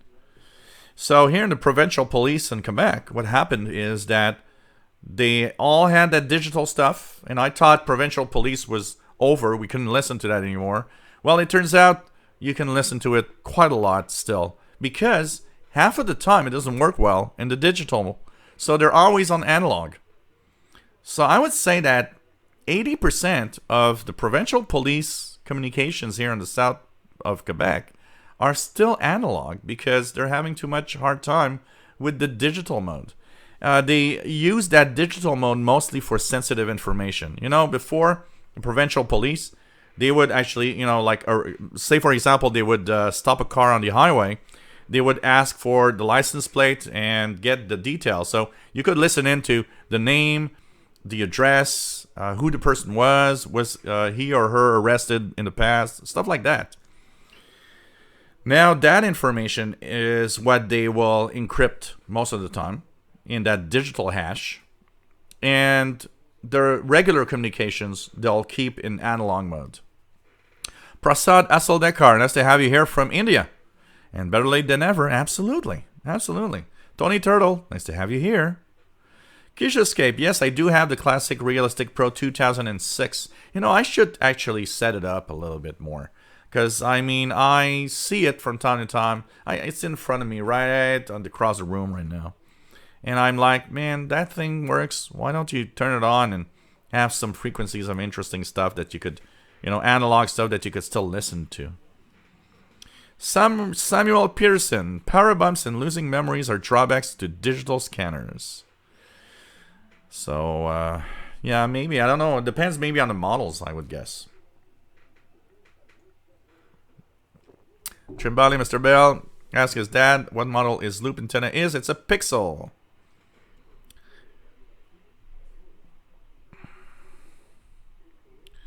It's a Pixel. PageMaster's got an MFJ 1799X 9-band antenna that I will be tuning to 6-10 meters this weekend. Once the speaker stands arrive, you might hear me on 6 and 10. Oh, let's hope. And by the way, this weekend is the CQ Worldwide SSB contest. So it's really nice to listen to that. It starts 0000 UTC on Saturday, October the 26th. It is, of course, Friday evening, North America. It's a great contest to listen to exotic countries, to places you never heard before. So tune around the ham bands and try all bands, even with a slower flux of 65. You never know what you're going to listen to. Never know what you're going to hear. Jack H. Fenton, WSPR Whisper is a lot of fun. I need to try that. I need to actually try more digital modes and make videos of that. and show some of the setups. I know a lot of people are still a little offbeat by I've got a few people that when I was decoding a signal the other day, showing, I don't know what did I decode. I'm trying to remember what I decoded anyways. And I posted a video, and I got a few comments of, one day I need to try that when I understand how it works. And I was like, oh, you know what? That means I should make videos to explain that also. Yarabamba, are weather channels also digital? Nope, weather channels are still analog. Chris Alpha Tango, nice to have you here. Jill is still up, like a true pirate from 1985 when propagation was fantastic. Nice to have you here. Buzzgold. I seem to remember you could clip a diode in the Pro 43. Yes, I did that on mine to open up the cell band. So you could listen to the analog cell band of the time. Oh man, I heard so many conversations in that radio. My mom, funny story about the Pro 43. I actually lost the Pro 43 once for a while because my mom had moved to a old folks home, and at night when I used to live with my parents, my mom would sometimes come over and say, "Hey, can I borrow a scanner? I want to listen to the Police, or I want to listen to the analog cell bands." And I would just hand the scanner and say, "Yeah, it's okay." And when she moved to that old folks home, she one night she calls me up and she says, "Oh, you know what I miss? I miss having one of your radios to listen to, the Police or to the, to the cell phones." And so one day I said, "Look, you know what? Tomorrow I'm going to go over and I'm going to leave you the Pro 43." And believe it or not, I lent her the Pro 43, and she kept it until she died in 2008. And she probably had it for 2 years. So for 2 years, I didn't even have my Pro 43. But it didn't matter for me because I had the Pro 2006 at the time. So for me, it was okay. I had the perfect scanner. I also had the Pro 92 scanner, which also was modifiable. So, I didn't have any problems with that. It was okay for me to have the that she had it, and she, at least I knew that she was using it and she was listening to that stuff when she was when she was bored from whatever was on TV. She would just turn on the Pro 43 and listen all night. All I had to do is once every couple of weeks I would go and change the batteries so she could listen in. It was kind of fun. Rob, nice to have you on board, my friend. Keisha Escape. The hams I like to listen to are AM operators. Sounds good. Oh, some of them have great sound. Absolutely.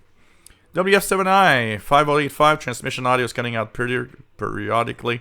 Guess they're having some type of technical difficulties at WTWW. Yeah, isn't it Wednesday night that they have an ham radio show or something? I'm trying to remember. Keisha Escape. The nice thing about digital modes is efficiency. I knew a guy with 5 watt ESU FT817 and he could do nothing on voice. He fired up PSK31 and could DX. Absolutely. Rob says, Shell new mic setup is great and sounds crystal clear. Thank you. That's the idea. Having a good upgrade. Good sound.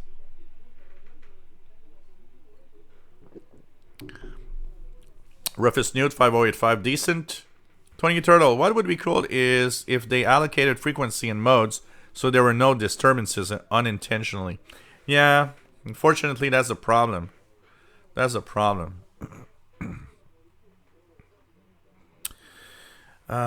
Simmerman, you can decode WSPR. Let me just go back down here a little bit. WSPR and other signals on remote SDR sites with WSDTX and virtual cable software.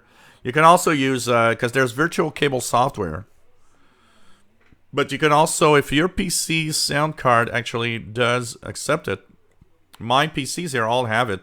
You can set up or add stereo mix, which makes virtual audio within the PC itself. A lot of sound cards actually do work with that in Windows.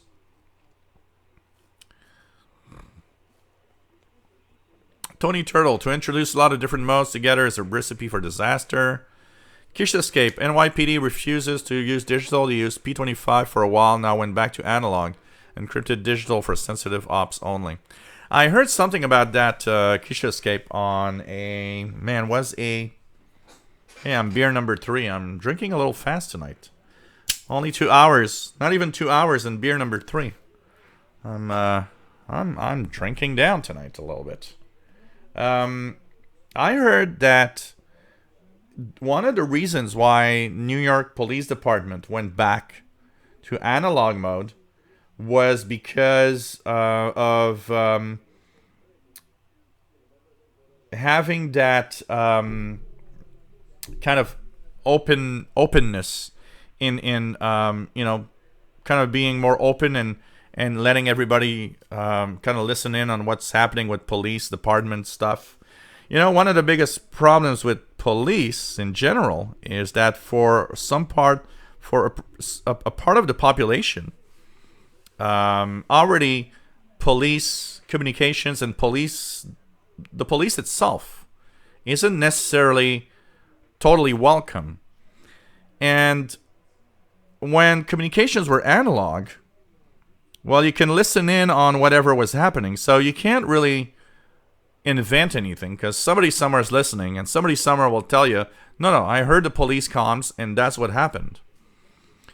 When they went digital, what happens is that if you have a percentage of the population that's already not against the cops, but isn't really totally sure that they're doing things right, and then you put encrypted communications, it increases that feel that maybe they don't want us to hear what's happening finally. And I heard that the NYPD went back analog to kind of open themselves a little more to, have everybody listen in on what's happening and hope that it will improve somewhat the image, the general image of the New York police. William Moser, nice to have you here. Matambale, nice to have you on board. Trimbale, is there anything on 30 to 50 megahertz in USA these days other than baby monitors? There is surprisingly still a lot of fire department and police departments still there. And when actually their sporadic e-skip, okay, when you hear the 10 meter band open, scan 30 to 50 constantly. You'll be surprised at the amount of things you hear in there.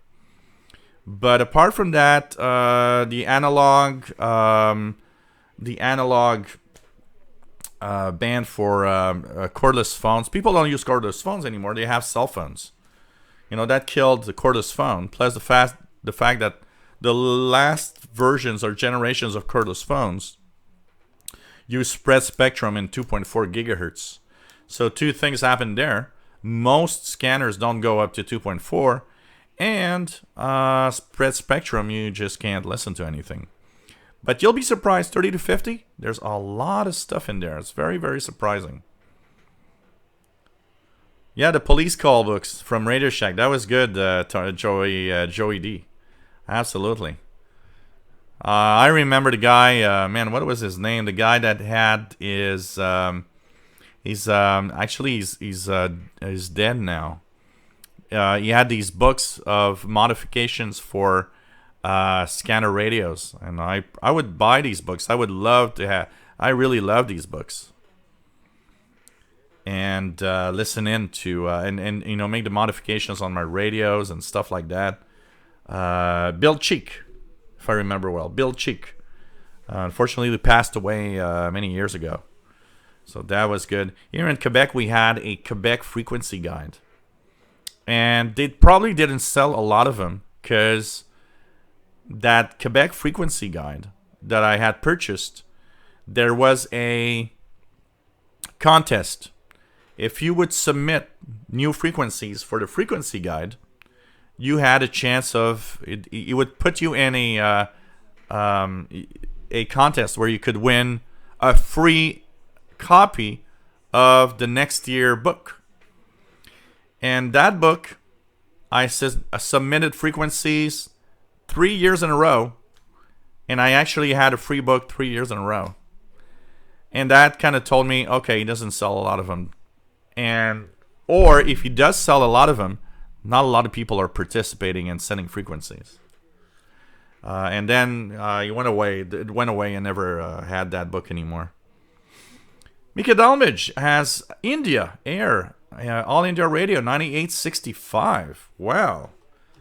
Really interesting. Here on 9865, I don't even have a peep of a signal. And if I look at the 31 meter band,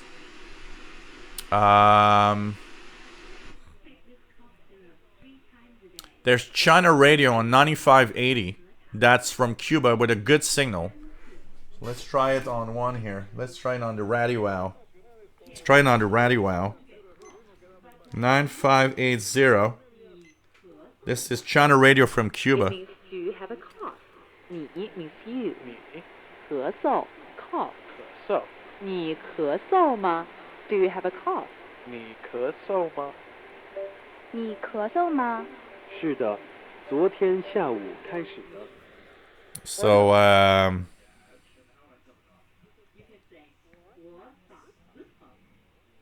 kind of interesting. So, is there anything else? If I look at the frequency ranges here, 31 meters,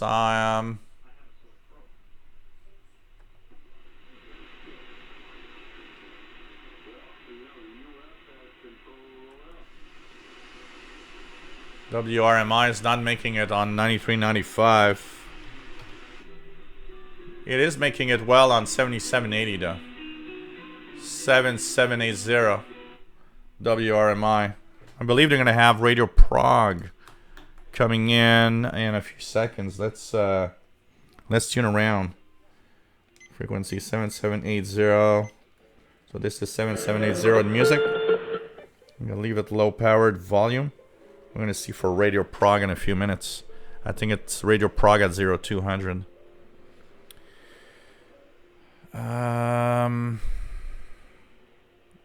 Samuel Peterson is Uniden BC365 CRS and BCT15X.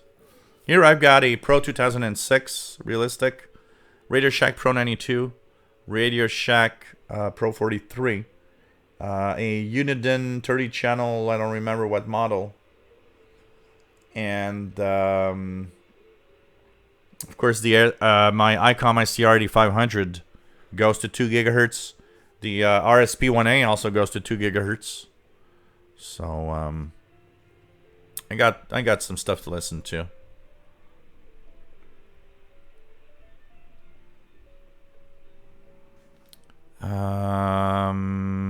Trimbali, haven't heard anything on other than baby monitors on 49 megahertz.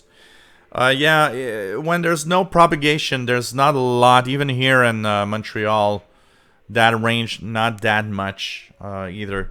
But when sporadic E-skip happens, it's very surprising.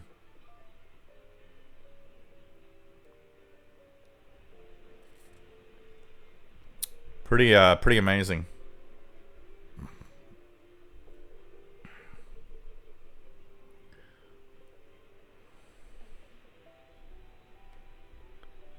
Yeah, Wix Signal Propagation Reporter.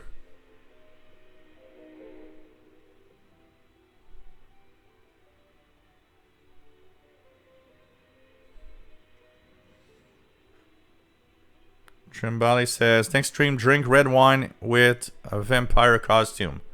Okay, that's an idea. Yeah, red wine or some kind of red drink. Maybe a vodka cranberry drink. We'll see what we're going to have next week anyways. International from transmitters in Okeechobee, Florida in the USA and online via www.wrmi.net.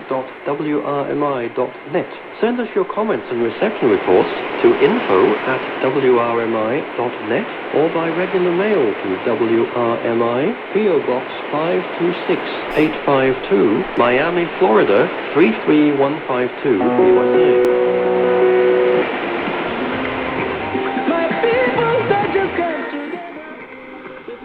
Anything else? Anything else? Some music. 0200.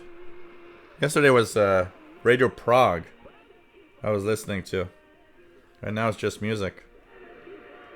I don't know if they've been having some problems with having relays, but I noticed WRMI plays a lot more music recently. On some of the frequencies where usually there's stations.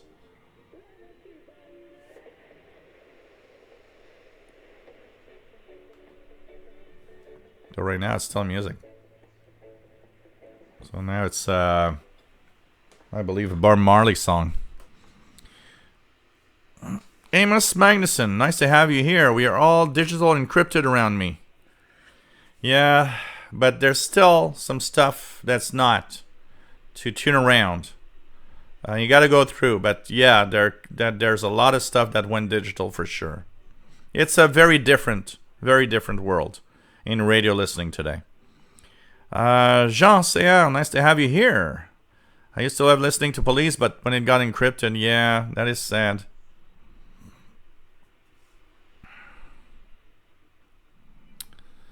Yeah, a lot of, there's two, there's a lot of bad things when people think about, what, like the police with encrypted communications, honestly, it didn't do anything bad or interfere with anything. Yes, there were a little more curious people. I know that there are actually some people that had scanner radios, and if there was a fire somewhere, or if the cops had something happening somewhere, these people would show up with their scanner radios at that place, which I never did that. That's kind of a little dumb, honestly. But honestly, there's not that much of a problem having cops in analog mode. Come on.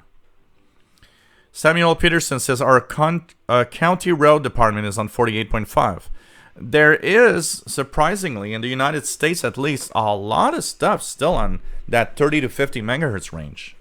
But you hear it, if you don't have that locally, the problem is you got to wait till propagation works, like sporadic e-skip, for it to propagate from a long distance. I remember hearing a police chase somewhere around 35, 36 megahertz. And it took me ages to know and understand that what I was listening to was coming from like Texas. Because the propagation was so good that I could actually hear them on over here in Montreal, skipping like shortwave signals. David Martin, nice to have you here. Well, just because you hear it over analog radio doesn't mean they're really happening. Aha. That's something to think about. Dave thought I worked for the Minister of Natural Resources in Ontario in the 70s. We were about 42 megahertz. It was insane during the sporty East season. Absolutely. I remember... so when I had my first radio... Actually, no. Look at that. My DX100 receiver. My DX100 is my first shortwave radio. It goes up to 30 megahertz. Later, I noticed when I had my first scanner radio that actually when I actually go to the top of the band, it actually tunes up to 31 megahertz exactly. So when I would go up and move towards 30 megahertz, I would hear something that sounded so weird. It was tones followed by names of doctors. So they would have the tone. And this is, I'm talking about 1985, 84-ish. And so there were tones. And then they would say, please call Dr. Robert, and that would be it. And it would do that regularly, to a point that sometimes I would leave it there for a couple of hours and hear all these calls. I didn't know at the time, it's when I had my first scanner radio, that the local hospital that was very close to me was using 30.480 as some kind of a calling system within the hospital to call for the different doctors. So that's when I knew that my DX100 would actually tune in to more than 30 megahertz, above 30 megahertz a little bit. Now, it was a little distorted because in reality it was an FM signal, but I still could understand what they were saying. So it's kind of very weird, but there's a lot of these things happening. Hydro-Quebec, I remember hearing the first scanner I had, Hydro-Quebec on 35 megahertz. They were using a 35 megahertz frequency. And there was companies using the bottom part of 40 megahertz. I haven't scanned 30 to 50 lately. Maybe I should leave one of my scanner radios, just go sweep 30 to 50. You know what? You'd be surprised sometimes what you can hear. One of the biggest problems with listening to frequency ranges is the fact that people don't have the patience. I remember somebody telling me, hey, you hear so many things on that range. How do you know these frequencies? And how did you listen to them? And I said, well, it's a scanner radio. When I do something else, I leave it scanning a frequency range for hours at a time. It doesn't matter. It just scans. And if I hear something, I look at the frequency and like, oh, there's something there. Because there's a lot of frequencies that don't talk a lot. So that means you could be 2 hours without any communications. And then suddenly for 2 minutes, something's happening. If you do that and scan a frequency range for a long time, you will be surprised at everything that's still out there, including analog stuff. Yankee knows, does the XH Data D808 have easy tuning mode? It doesn't have ETM, but it does have RDS style, which is kind of an ETM mode for XH Data, but it's not as good. But it does and can scan and learn and check out frequencies. I'm going to do some videos about that for sure. DDog845. Encryption makes me sad. Yeah. Matambali's got 9865 all in their radio. So, kind of interesting. What else do we have? Keisha Escape. Can I have your ICOM ICR20? No. Chimbali's got 9580 comes in barely audible in my dad's ICOM, 4080 meters. David Martin, good evening from Dallas. Nice to have you here. Oh, really? You had tornadoes and stuff? Wow, I hope everything is all right, man. Really sad. Jack H.H. Fenton, 56163476, listening in to Sol Call stuff. Lacrosse, WIEAS, nice to have you here. Got an analog BC75 XLT and it's got an WWV on 25 megahertz. Wow, cool.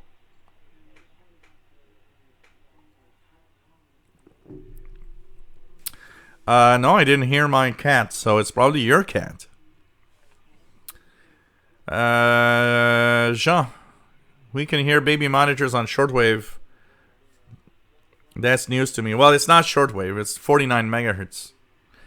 But there's a lot of devices that are on shortwave. Like there used to be a lot of devices, including computer mouse that used the frequencies within the that are the radio controlled frequencies within the CB band, 27 megahertz.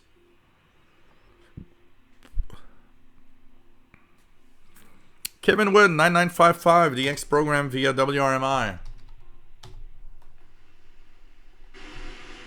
I've got nothing on 9955.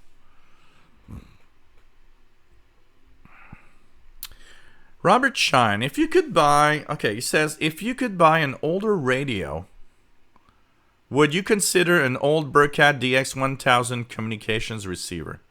Other com receivers that you own or add? I'm thinking about it for my general listening post.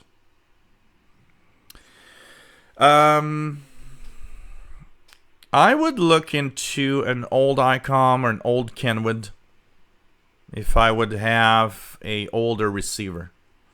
You know, like a Kenwood R1000, R2000, ICOM ICR 71A, something like that.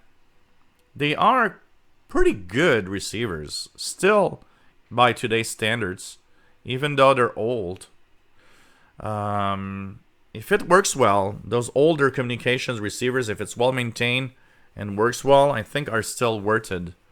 To purchase today, honestly. But you gotta have them at a decent price. Decent price.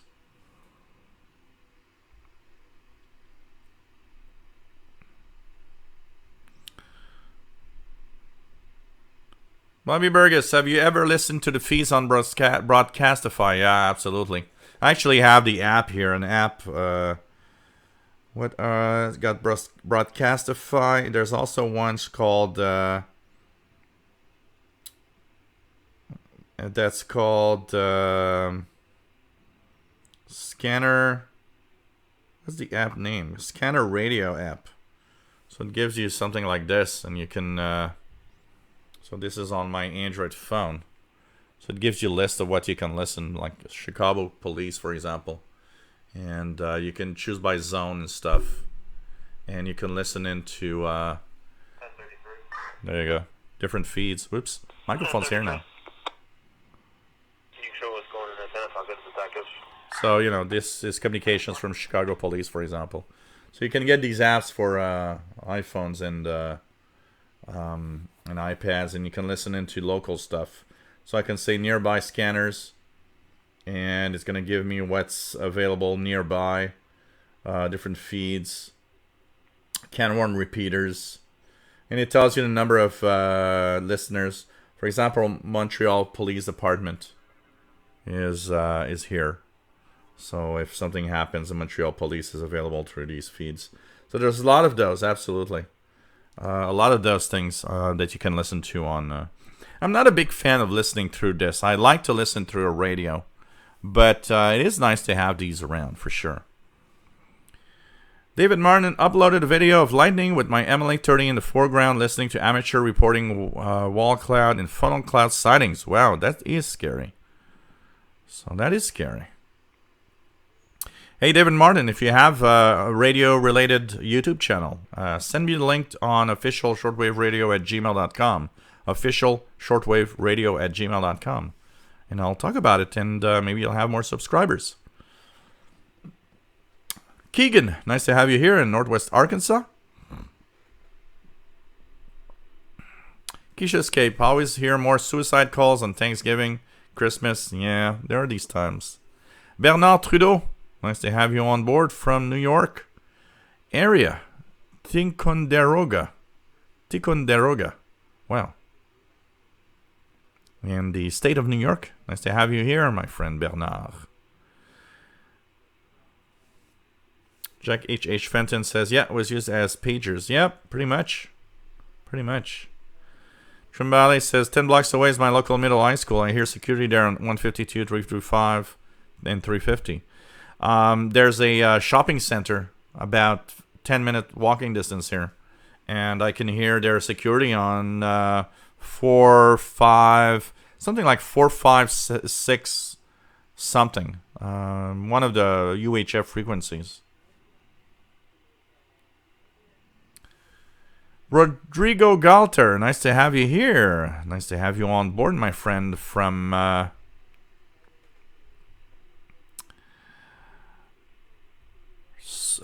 Central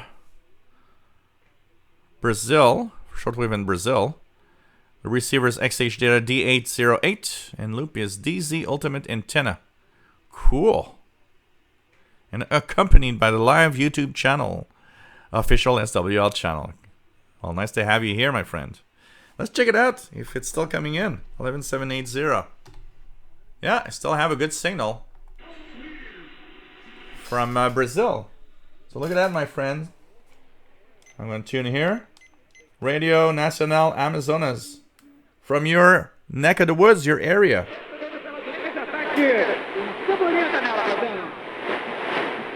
Coming up here into Montreal.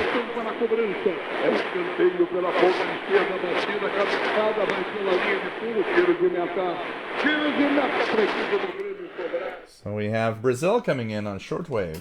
So it's kind of cool. Kind of cool. It's nice to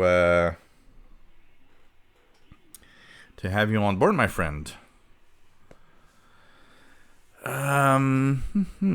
Hey Sheldon, nice to have you here. Sheldon Harvey from Greenfield Park, Quebec. Nice to have you on board.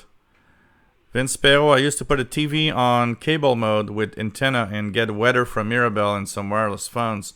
I remember an old black and white TV that I would actually listen to those channels up to channel 83 and hearing some analog cell phone communications. J. Watterson 69 says police agencies that can afford it encrypt radio traffic to cover their butts. Too many lies have been exposed when the radio transcript doesn't match the narrative. Yeah, I understand that. Maybe everything should be analog and be forced to be analog, honestly. I mean, we are paying the cops. We are paying the cops with our money. Maybe we should know what's happening when cops arrest people. I'm just saying. If they do their job right, there's nothing to worry about. Like everything else. You know, I understand for some types of communication that have encrypted stuff, you know. But the general comms should be, you know, open. Amos Magnuson, 16-channel Burkhat scanner analog. Are these good? If you get them for like $10, yes, they are. But don't pay for that. You know, $10 is most I would pay for one of those for sure.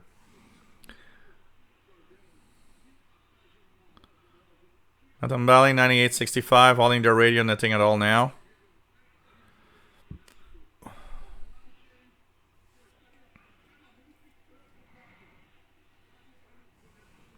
Robert Chine, another thought is there a radio scanner shortwave comm receiver that will save log frequencies if you leave it scan while at work? Wow. You it will not necessarily log or anything, but an SDR, a software defined receiver, could be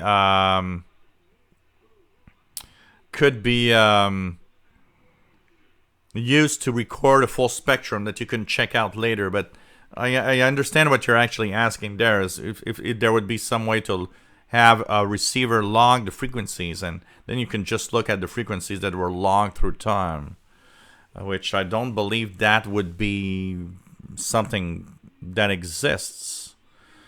But you can have like a software, like, you know, my RSP1A here that I have. You can have that record a full night of spectrum, and then in the morning you look at what was found. But it will not necessarily log anything, you know. You gotta kind of manually look at it.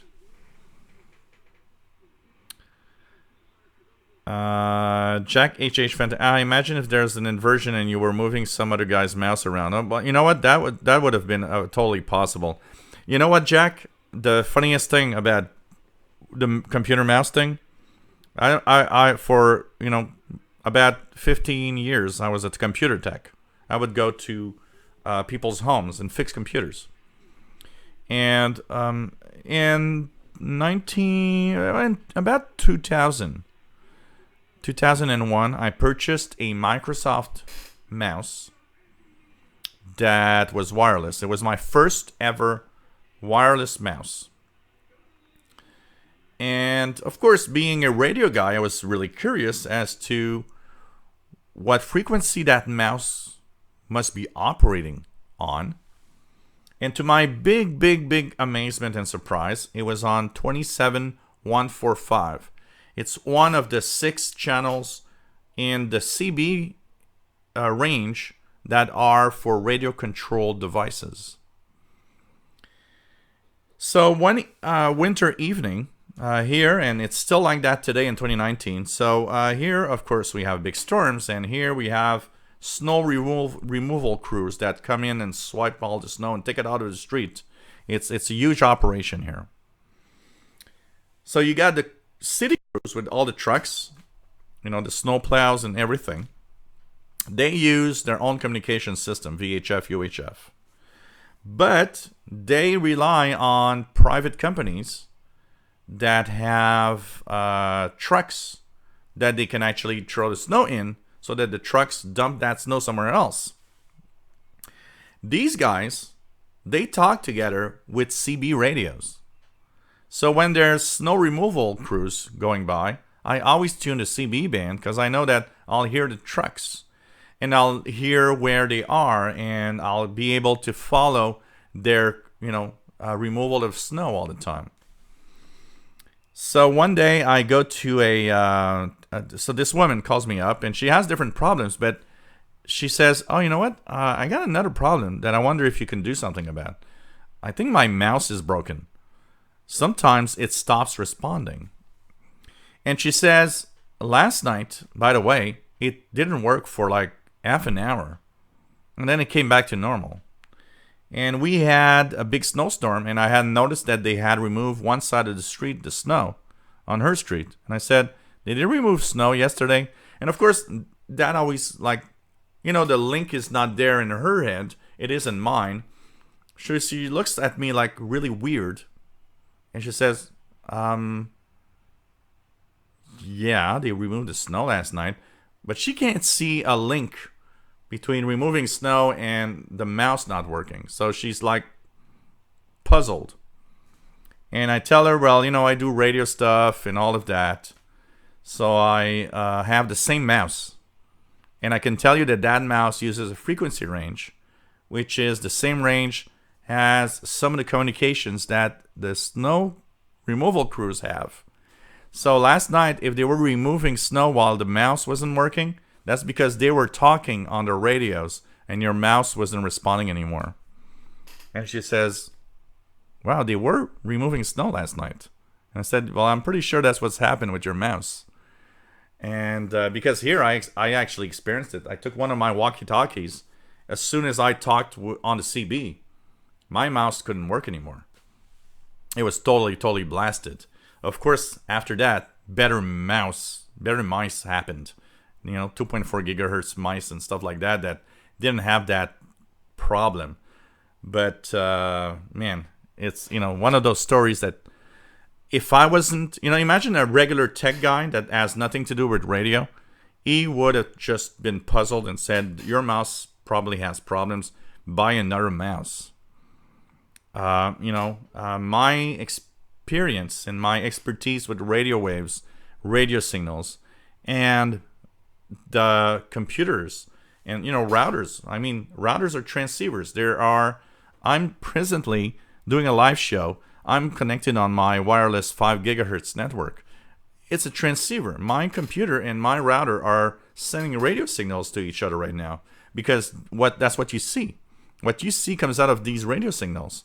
It's in the 5 gigahertz range in my case because I want to have the fastest connection possible. But I mean, it's something I understand because I'm my radio background, honestly. Remove my radio background, I would have been as puzzled as any other tech guy. Can you listen to a computer CPU? Just wondering. It's got a frequency. Absolutely, Amos Magnuson.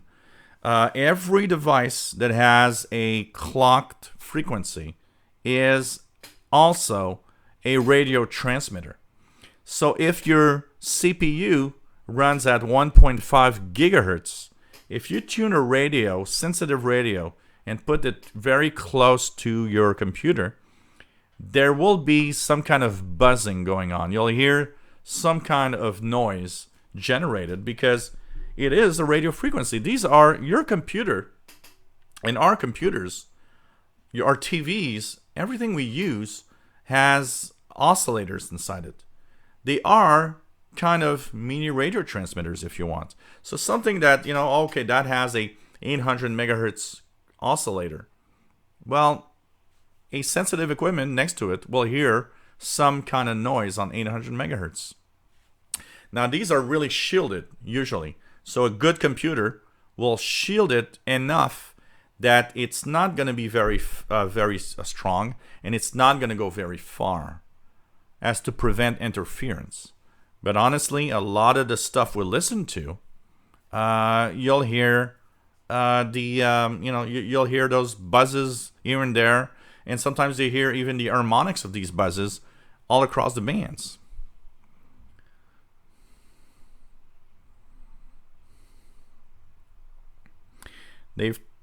Okay, what else? Let's try to go down as fast as we can. Chimbale. Cimarron Man been DXing medium wave more these days, however, waiting the days where solar activity increases. Now, we're going to wait a while for that. Still at least a year and a half before it actually increases. Chimbale, can you hear anything between 153 and 198? Here, no. I have a lot of noise. I don't hear really anything there. I've tried many times, even with the MLA 30 loop. Bobby, do I have a premium account for Broadcastify? Nope.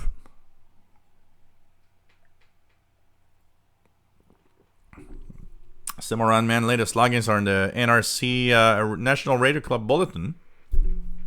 Actually, I was looking at something this week. I tuned around medium wave quite a lot. And I was looking at the National Radio Club for information on, if they still have that AM medium wave list of stations and all of that they had. Keegan says, tornado warning here in Northwest Arkansas early Monday morning. Wow. Amazing. That's good that it missed you and you're okay. Yeah, Wisconsin, like us. Yeah, I know. That's what I was about to say earlier. I don't know why I didn't say it. I know the WI, Wisconsin. So glad everybody's okay with the storms. Check WhatsApp. Where's my phone that I had here? Oh, it's right here. WhatsApp.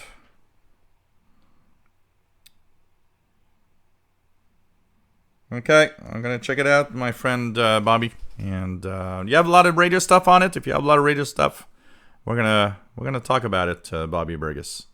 Your YouTube channel. Yeah, Robert Shine, wireless phones, absolutely. This the cordless phones and stuff like that was just amazing.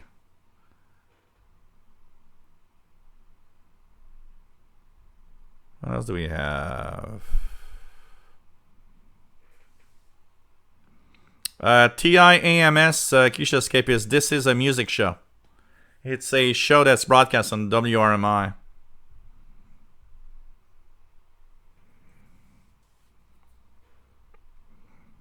Hey Joe, Summer in US. Nice to have you here from Brazil.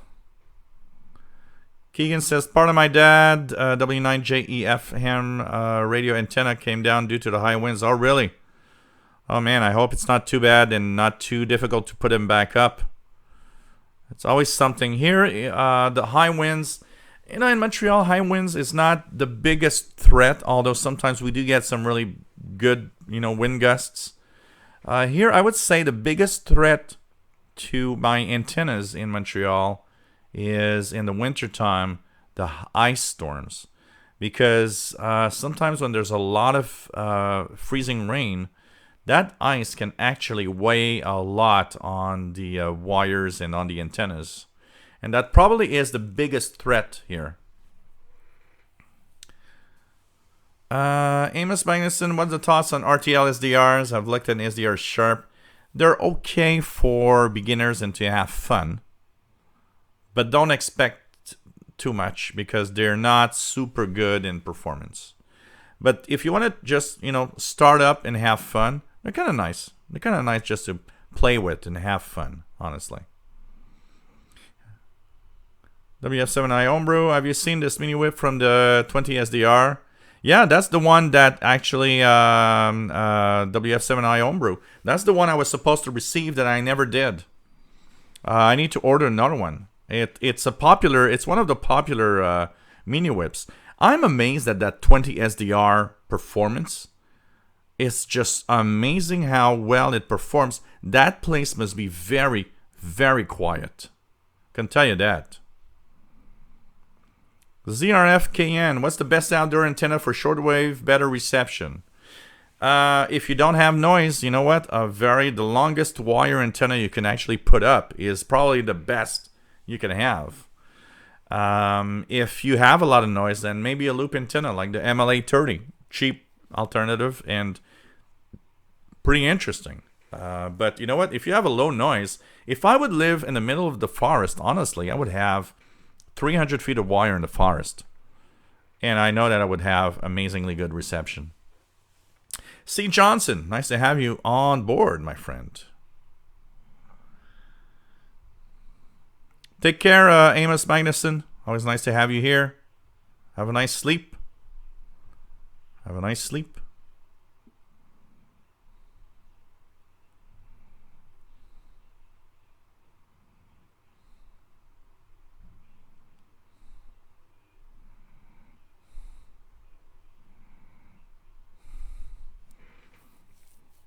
Keisha Escape. When I go to stores with my shortwave radio, I can hear the door sensor on 13.56.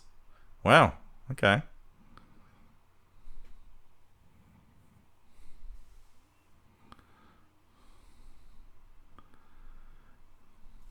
You know, Facebook is honestly, if I had a live show of some sort, Facebook's the last place I would be to popularize myself. It's one of those places where there's too many idiots. You know, already here on YouTube, the only reason I am continuing and I am still here is because it's my paycheck and it's my work for different things that I do. Because I wake up in the morning with so much hate mail. You guys would be like, what the hell is that? You know, waking up in the morning, taking your first sip of coffee, and the first thing you see is, hey, you should drop that, you know, F guy.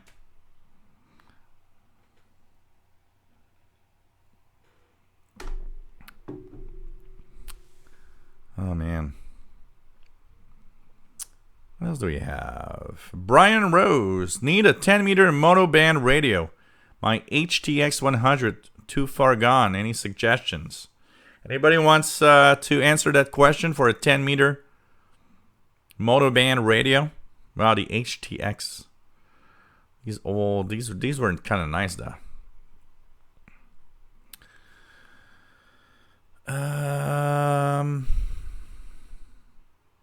Lacrosse, Wyoming, SolarCon IMAX 2000. This is a good antenna.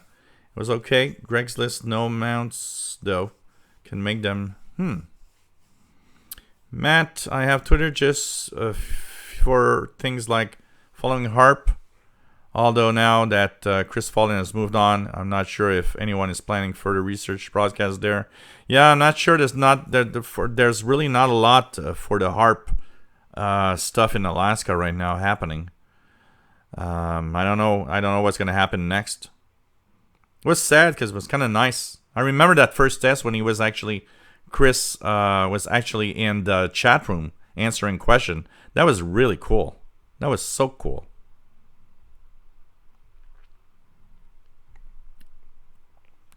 Trimbali, my dad once jammed a gas remote control car people across the street were using late at night. You know, I was a little bad boy sometimes in some of the things that happen, and I remember seeing kids playing across the street with a 27 megahertz radio-controlled car, and I would actually key up my CB radio, and the car would just stop, and they would all just like, what's happening?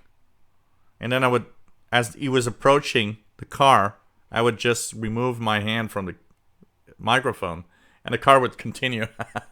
And I was a bad boy. I'm sorry. I shouldn't have done that. But I laughed my head off. Oh, man. Things you do when you're younger. It's like I was, like, I don't know, 17 or 18 years old. It was just funny. Yes, I was a young adult. But, you know, even at 50 years of age, I don't consider myself an adult in my head. I think I'm not reached adulthood in my head yet. Oh, man.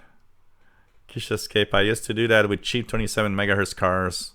You know, one of the things I had a lot of fun with, if you guys remember, RadioShack had these, here in at least here in Canada, here in Montreal, they had these brown boxes that were surprise boxes. When you would purchase one, and I remember, I think it cost $10. So you would buy a surprise box. It was $10, and in the box it was full of stuff: batteries, hearing aid batteries, and circuits of all sorts and parts of all sorts. And apparently, these parts came from their repair centers. They were like parts they didn't use anymore, and they would make these boxes full of parts. And I remember getting this little electronic circuit out, seeing a little wire hang out, and look at it, and it says 27 megahertz transmitter. I was like, oh. And I would power it. And I remember, and that's where maybe my training in Morse code was a little bit, because I can decode it sometimes when it's slow. I would actually put a little key and do Morse code stuff on that transmitter. Actually, that little transmitter was a remote control or a radio controlled transmitter for, you know, remote control cars and stuff. Rodrigo Galter, Central Brazil Radio, 11815. Do I see something on 11815? That one is not. It is there. It is there very weak. No, it's not. I hear a buzzing. I hear nothing on 11815, unfortunately. But 11780, Radio Nacional Amazona is really strong. Pretty good. Jackie, H.H. Fenton, like Anton John, get over 5085 immediately. Oh, man. Bagoon Shortwave DX SM6 8481. Nice to have you on board from Sweden. SM6 8481. Nice to have you here. From another Nordic country, Canada. WF7i Homebrew, I agree that 20 receiver is amazing. Been great for years. Can't believe that tiny antenna. I am amazed. The performance that little antenna gives is just crazy. Just crazy. It's amazingly quiet, and I'm amazed at that. Honestly, I'm really amazed. No problem, Byron Rose. Yeah, it's possible. They have music on 5085 very often. Shelly Sykes, on drones remote control. Could you sabotage a drone? A lot of them are on 2.4 gigahertz. So, yeah, you could, technically. As long as, but you would need to have a, you just need a transmitter for that frequency range. But drones are very high in frequency compared to older stuff. For sure. Pagemaster, I fried a guy $2,000 stereo radio while I was attending college. I used a microwave oven's magnetron with waveguides along with the power supply board. He would not turn it down. Summer 96. Oh, man. Yes, John McClure, the free battery, it was the battery club of the month. And I was always asking for the 9-volt battery because it was the one that cost the most. Oh, man. But that was a way to keep us at RadioShack. Honestly, it's stupid little things like that, you know, keep you there. And I remember I would go every month for my battery. And of course, every month, what do you do when you go for the battery? Do you just go for the battery at RadioShack? No. You went to RadioShack, you wanted your battery, but you would spend 2 hours looking at the stuff, drooling over it. And you know, they would have you because they would have you buy stuff at some point. I remember going there for my one of the interesting stuff about the battery club. Just to give you an idea of how that was a clever idea. I go there, I get my 9-volt battery, and I got $40 in my pocket. And I look on the shelves and I see this, something like 150, it was something like 150 experiments in one, electronics experiments. I don't know, 14 years old. I see that, it's like, oh, this is so cool. And it's on sale at like $40 or something like that. And I got 40 or $50 in my pocket.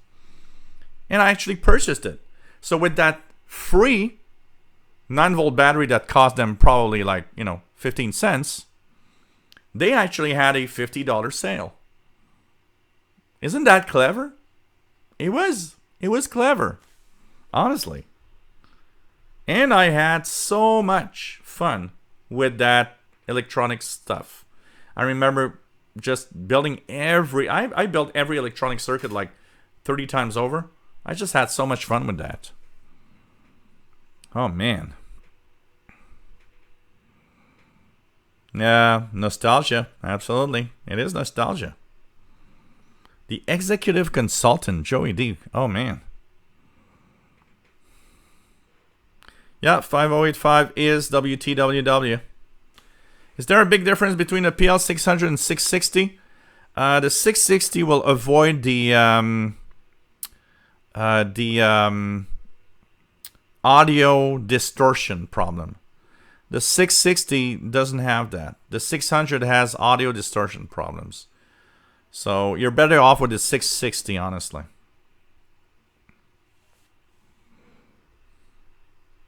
Microwave filters. Yeah, Jerry DX. I did see all. I watched the videos when you send me stuff, Jerry. Don't worry. Trimbali, last time I went to RadioShack, about a year before they vaporized. Not much radios, mostly computer parts. At the end, RadioShack was just like that,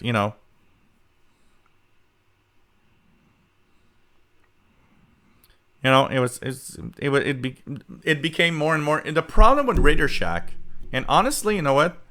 The problem with RadioShack is that they tried to become mainstream. And the problem with that is that the people that went there, when you went to RadioShack, you didn't want to see TVs. You didn't want to see, hi-fi stereos.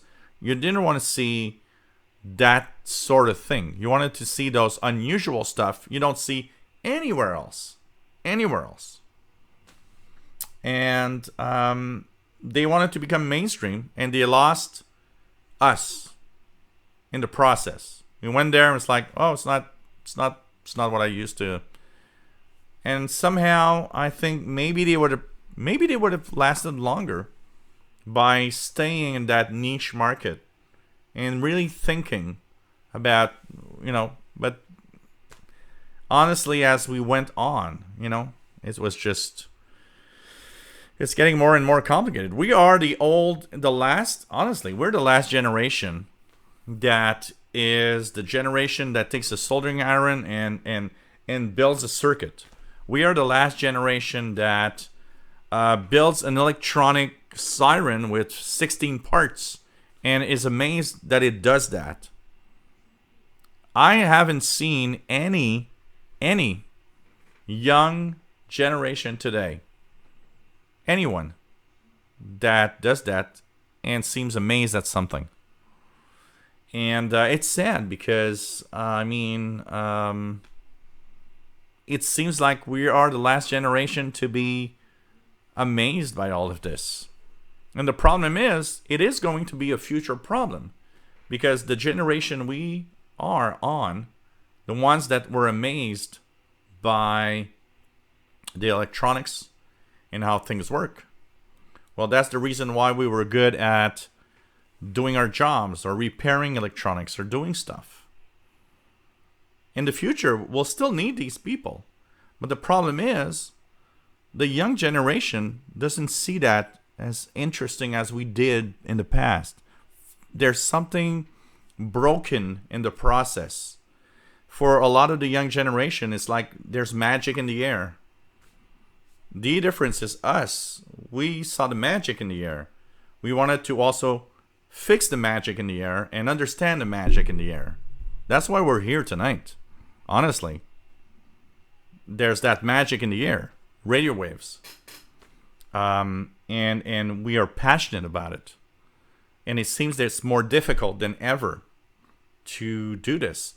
In the UK, I was reading an article this week. In the UK, they are looking at how they could actually find a way to have the interest of the young generation in amateur radio, because they are seeing dwindling inscriptions of people that want to become ham radio operators. You know, we are in that time that it's getting complicated because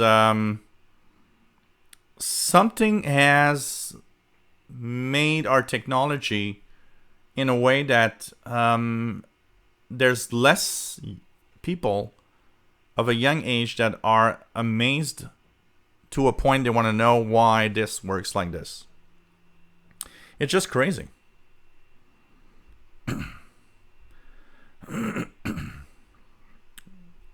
David Martin, yep, free battery and buying 150 and one electronics project kit. Et voila, they had me. Oh man, Jerry DX, I asked Santa every year for that 101 plus kit. Santa never delivered. Oh man, I'm so sorry. That is so sad. I had the biggest one I had from RadioShack was that 201 circuit, which was a lot of fun. Matambali, during my high school years, I worked one summer at RadioShack, and once a month, these two little old ladies would come in for their free battery. They'd each get the battery for the flashlight.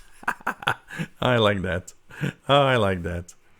Robert Shine, I got lucky. I still have my 301, but I found a few at Goodwill recently. Oh, nice. And the K2. They're still fun, you know, even today. I mean, I'm a 50-year-old adult. Honestly, if I had one in my face, I would probably open the book and build one of those little circuits and just look at, you know, I'm still amazed at, you know, 6 or 7 little parts together. And look at that, it does that. I'm still at 50 years old amazed that it works. Imagine, you know. MDK2 says 660 has a lot of distinctly different LSB, USB. So there you have it. Joe Sambia Newhouse. I'm not getting luck with electronics DIY these days. I want to build an oscillator circuit with my new to my CW keyer to train CW transmitting. I ended with a 555 timer blowed up. You got to be careful. And you got to be careful with those soldering iron power levels, eh? Electronics are very, very sensitive. You know? I'm just going to show you guys. Because, you know, if you want to build stuff, I'm going to show you my little... I know some of you have seen it already.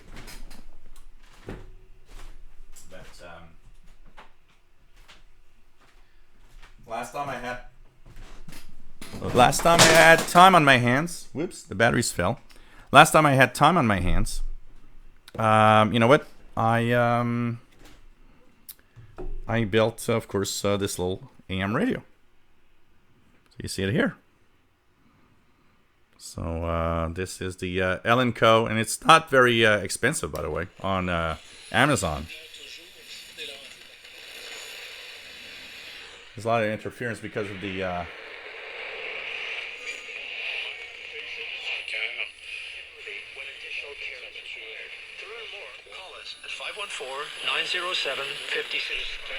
or visit homecareassistancemontreal.ca. I'm Marco Vendramini from IG Private Wealth Management. Do you know how much money it takes to retire comfortably? Do you know how much money it takes to retire comfortably? You got to stop spending on these little circuits and build your own life. So, anyways, you know, I still like to build these little things, and you got to be careful because they're very sensitive. Today, the electronic circuits, you know, if your soldering iron is too hot, you can easily burn any part. And you got to use these tricks, you know, like use a pair of tweezers to prevent the heat from going to the circuits or the transistors or the IC circuit, because they're easy to burn out, honestly. Are there any digital TVs handheld these days? Absolutely, Chimbali. There are some models that actually do work very well. A friend of mine has one that he purchased on eBay, and it actually works really well.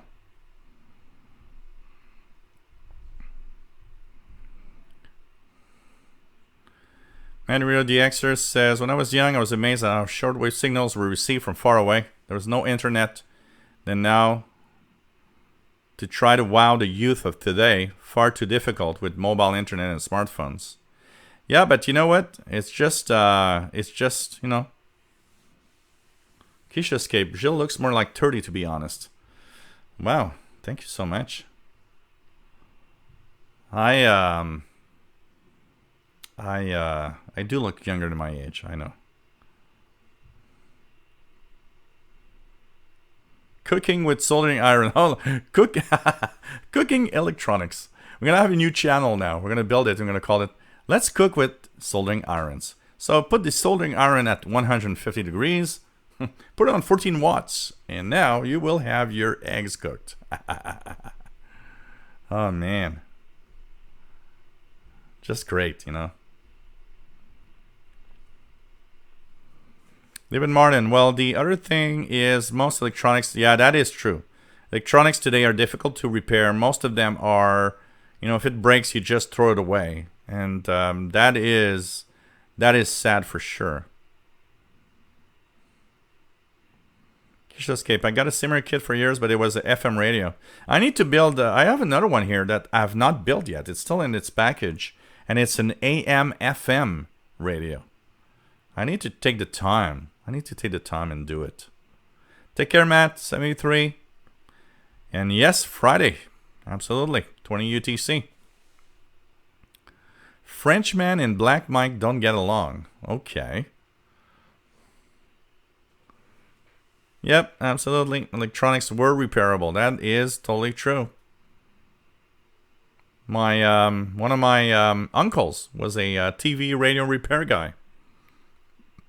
Pretty crazy. Oh, that'd be nice. You know what? I didn't think about that, Keisha Escape. Making a radio, a video of building it in each step, for sure. Take care, Joe. Somebody on US. It's almost 11 p.m. here in 8 minutes. Matambali, next project, Joe, should be regenerative shortwave receiver. Oh, that'd be fun. That'd be fun. You know what, like us, Wyoming, sometimes I go a little faster, so I might jump over some comments that I didn't see. I'm sorry, man. So you own an antenna in shortwave radio? Yes.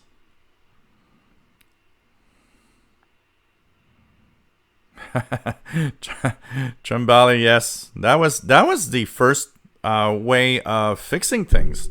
If you guys remember, a lot of our fixing in the past, and even today, I think, is banging on the device. So if a radio stopped working, what you would do is bang on it, and often it would actually come back to life. So that was the first step.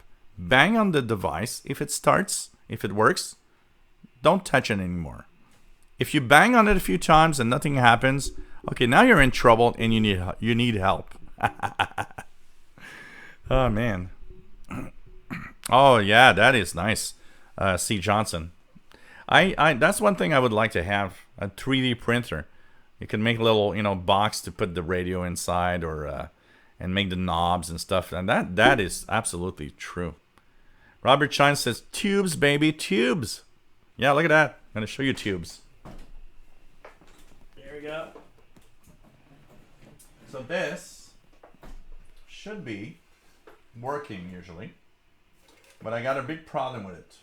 I'm going to put the tube that I think fits in here. Wow, there's a lot of dust in here. I really need to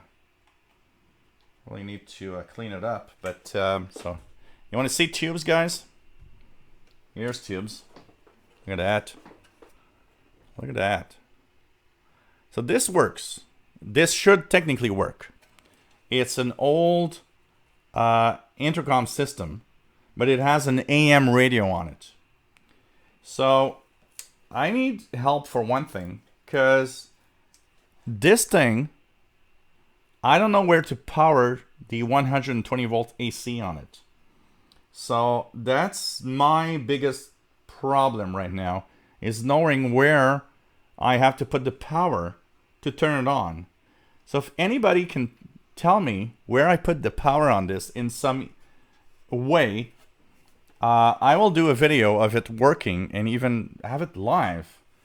It used to work, but you see here the two wires that were connected, and this isn't me. This was soldered to the board somehow, but when I got it, the wires got cut off, and I don't know where to actually plug it in without having, you know, like an explosion or a fire. But I'd like this to have, to be working again. This is an AM radio tube and intercom system. It comes from my brother-in-law that would do painting jobs, and they had renovated, and that was still there. So you know what? If you can tell me where to plug the wires, I will actually. You know what? Look at that. Write to me at official. I'm just gonna put the email here. Official shortwave radio at Gmail. I will send you all the pictures you want, underneath, everywhere. And if you can send me back, put the wire here and there, and that's gonna work, I will do it, and I'll have it working. Take care, Dave Toth. Yeah, Mad Radio DXer. They had intercom systems with AM radio. The switches here are for the intercom system. The different intercoms of different offices would be switched on or off with these switches right here. So, and here is listen and talk. And here was master speaker, low, off, or high. And there was even a phono intercom, radio intercom switch. And of course oh, I need to wire it back. I think oh, it doesn't, oh wait, I think it just stuck. Yeah, here we go. It's back to working order.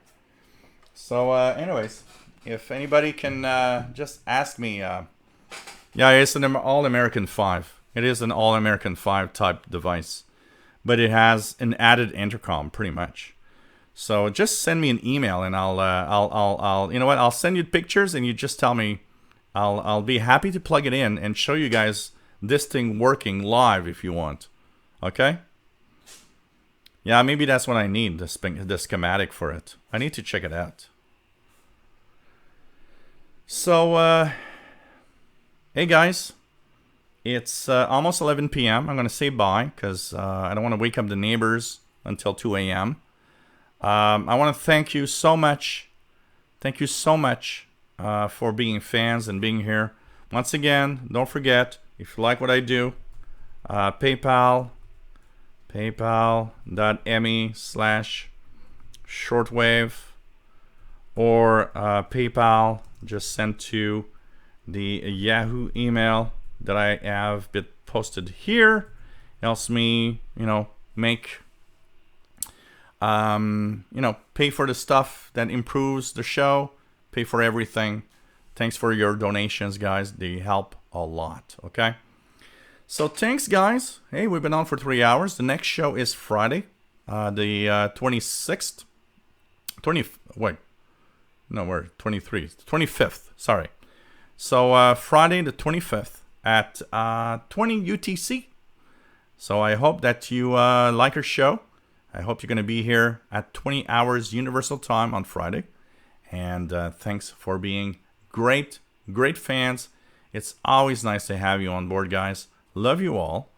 And we'll be talking radio once again on Friday. And hey, next week, it's going to be a big week. Next week, we got 3 shows, you guys. You know what? We've got the Wednesday show.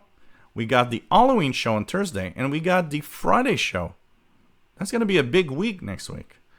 So take care, guys. Stay safe. Love you all. And thanks for the donations for those that donated.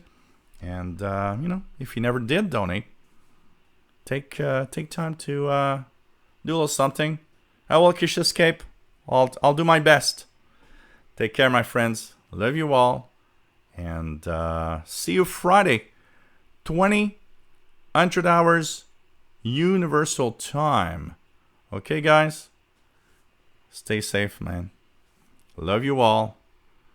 And without you guys, there would be no show. So thanks to you guys also. So bye-bye. Take care.